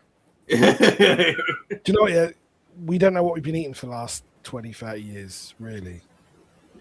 I understand all over the there, fakes, but the fake food that's not real. There's no way we can have that many animals in the world to eat. And the microplastics and all that kind of shit. And all that, yeah. Yep, they don't care. Nobody cares about people, man. You just keep eating until you die. That's it. No, you're right. Yeah, no one truly cares anymore. Which is... I just mutated a third eye. All right. Hey, please. We're going to give you an app that you can redeem points for. Oh, great. Okay. I don't think there's anywhere decent to go anymore in the world. I really don't. Like it used to be, like there was like a tier of spiders, a tier of like countries where you think, yeah, it'd be really good to go and live there. But now it's like, I will never go to India unless I bring my own food. No. If you go to a country like that, always eat in actual restaurants. Don't eat street food. Like we went to Egypt and all we did was eat in the hotel because we could see them preparing the food and what was made. But because they'd try and sell you camel meat and things like that and pass it off as beef and pork. Yeah. Forget that. Yeah. I tried camel meat though. It was all right. I heard camels because you eat like the hump. They like cut the hump and they cook that up. Yeah. It's like stringy. It's like Yeah, really they say it's stringy. real. Yeah, it's real stringy and greasy. That's what I heard. Yeah, Tree Goblin. Hong Kong was one of the ones I thought of, actually. Go and live in Hong Kong. Are you going to an old British settlement? Yeah, well, I think what made our countries great so many years ago is not great anymore. And I think that goes for all Western civilization. If you look at like even Canada. Canada used to be a wonderful country. Now it's just full of fucking idiots. And like before, right? Let's be honest, yeah, they weren't the brightest of people, but at least they were polite. At least they had good hospitality. At least they were reasonably well mannered and had good intentions. Now it just seems shit. Like all of it just seems shit. I was planning on moving to Canada. I'm still there. And then into paints to talk me out of it. Yeah. I don't know. I mean, If you go there, you're going to be a cunt. yeah, exactly. Or FFS is on right now, man. Y'all want to cut it? Y'all want to cut it now? With I the do actually international have talk? to get out. Yeah. No, I mean, it's a fascinating conversation, and enjoying it as I'm drawing. But no. bit of an eye opener about like the UK. I mean, the UK, you can feel it in the air. There's something that's going to happen, for good or bad. Yeah. There's a vibe, and especially in the island at the moment. Ireland has said if the government doesn't kick out all the migrants, the IRA are going to start a civil war Again? Yeah. Again? and they will. The IRA will. And the thing is, we got a land. It's almost like a land bridge between us and Ireland, so it won't be long before it comes here. Imagine that, the IRA saving the UK when it once used to bomb it. Yeah, I'm showing off everybody's work real quick. Oh, Go ahead and shit, show yours yeah. off. Yeah, there you go. Hey, that's nice, man. Who's that white spider? Huh? Yeah, the graffiti. All right, so this is for yeah. Michael Ferraro. Okay. This is one of his characters from his comic book Cool It. Oh, So cool. I promised him ages ago I'd draw him one of his characters, and I finally got down nice. to it. But so I've got to like finish all down here, and I've got to do the wall, and then behind here is going to be like a city. Rendering is amazing, man. Yeah, rendering is amazing. Boom, boom, boom. Wow, look at that web. Yeah, and I got to Amazing. finish that hand. It's one key. Yeah. All right. Oh yeah, one thing is I got the web upside down because I'm looking at the reference now and I'm like, motherfucker. No, it is backwards. It looks more like a flower. Yeah, it's supposed to go like that way. Oh man, yeah.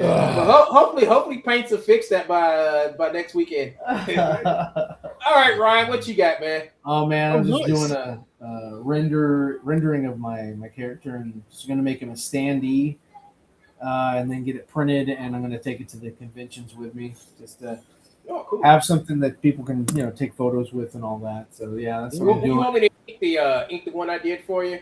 Send that Oh, to I'm you? sorry. What about you want to ink the what?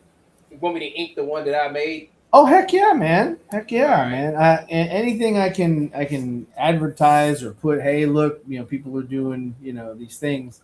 That's fantastic. I mean, I appreciate it too. So, but yeah, I'm doing that, and then let me see. And then I did a cover. Let's see if I have that for my other comic that we did the script for. We were gonna do. I was gonna start drawing this one and not Nephilim number 2, but everyone's like, yeah, you can't go to your next. See it. We can't see it. Here it is. Wait, that's not it. Right. This is it. Okay, there you go. So that's it. Can you see it? Nope. You can't. Oh, you can't. Okay, so I'm not sharing Have screen. you locked OBS to the window? Yeah, I locked it to that. So let me. Right, let me go here. you know your standee. Is it gonna have like a speech bubble? No, Yeah, I'm going to it's put a QR code on it. I was gonna say okay. you can have like a cool speach bubble that you could rotate and just have like different sayings. Go Or he could like make vertical screen.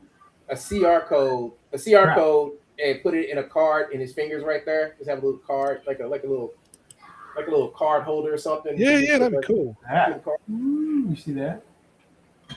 Nope. still don't see it. I'm looking at that. That's weird. Anyway, where are you guys? I have so many windows open. Hold on. I can't find where you guys are. I know you're over here because I can talk to you. Okay. So it's just my character. Oh, So it's only doing Clip Studio. Okay. You know what? I can't open it in Clip Studio, but I can open this. I'll open this one in Clip. Because I am still working on this one. So I will do this. So I'm working on this. Oh, that's nice. That's fun. And that looks fun, dude. and there's my concept at the bottom left.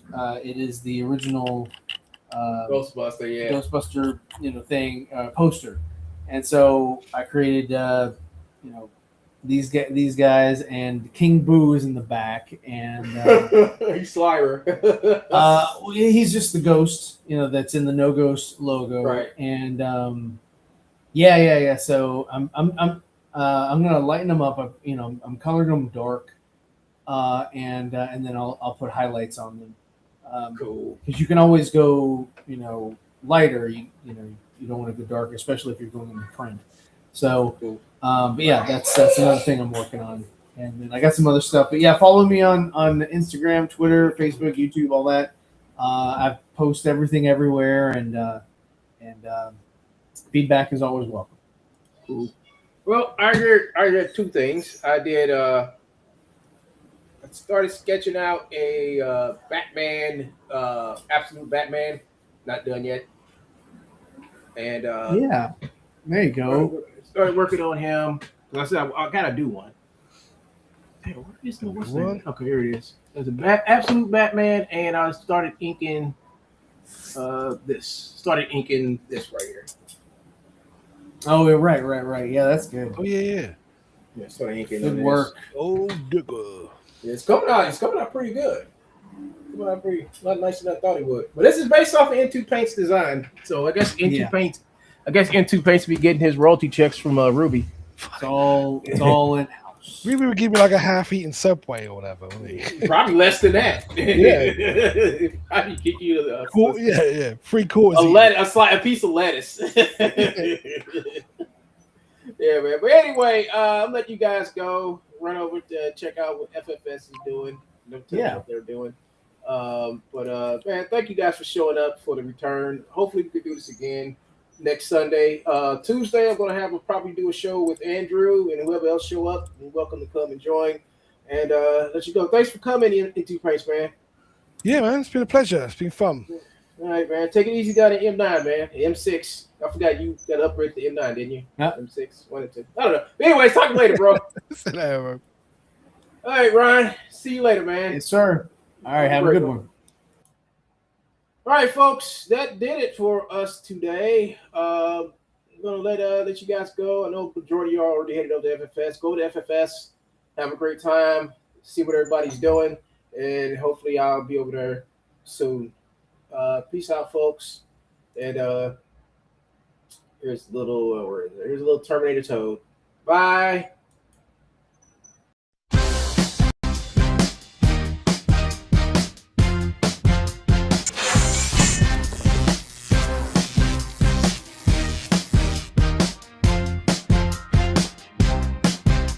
The future where the battle's raging loud comes a hero standing strong and proud. Jeffrey Coleman with DNA remade, part man, part toad, a legend now displayed with his blast stone weapon, a nano fist in hand. He leaps through time to defend the land. Evil amphibious toads won't get their way.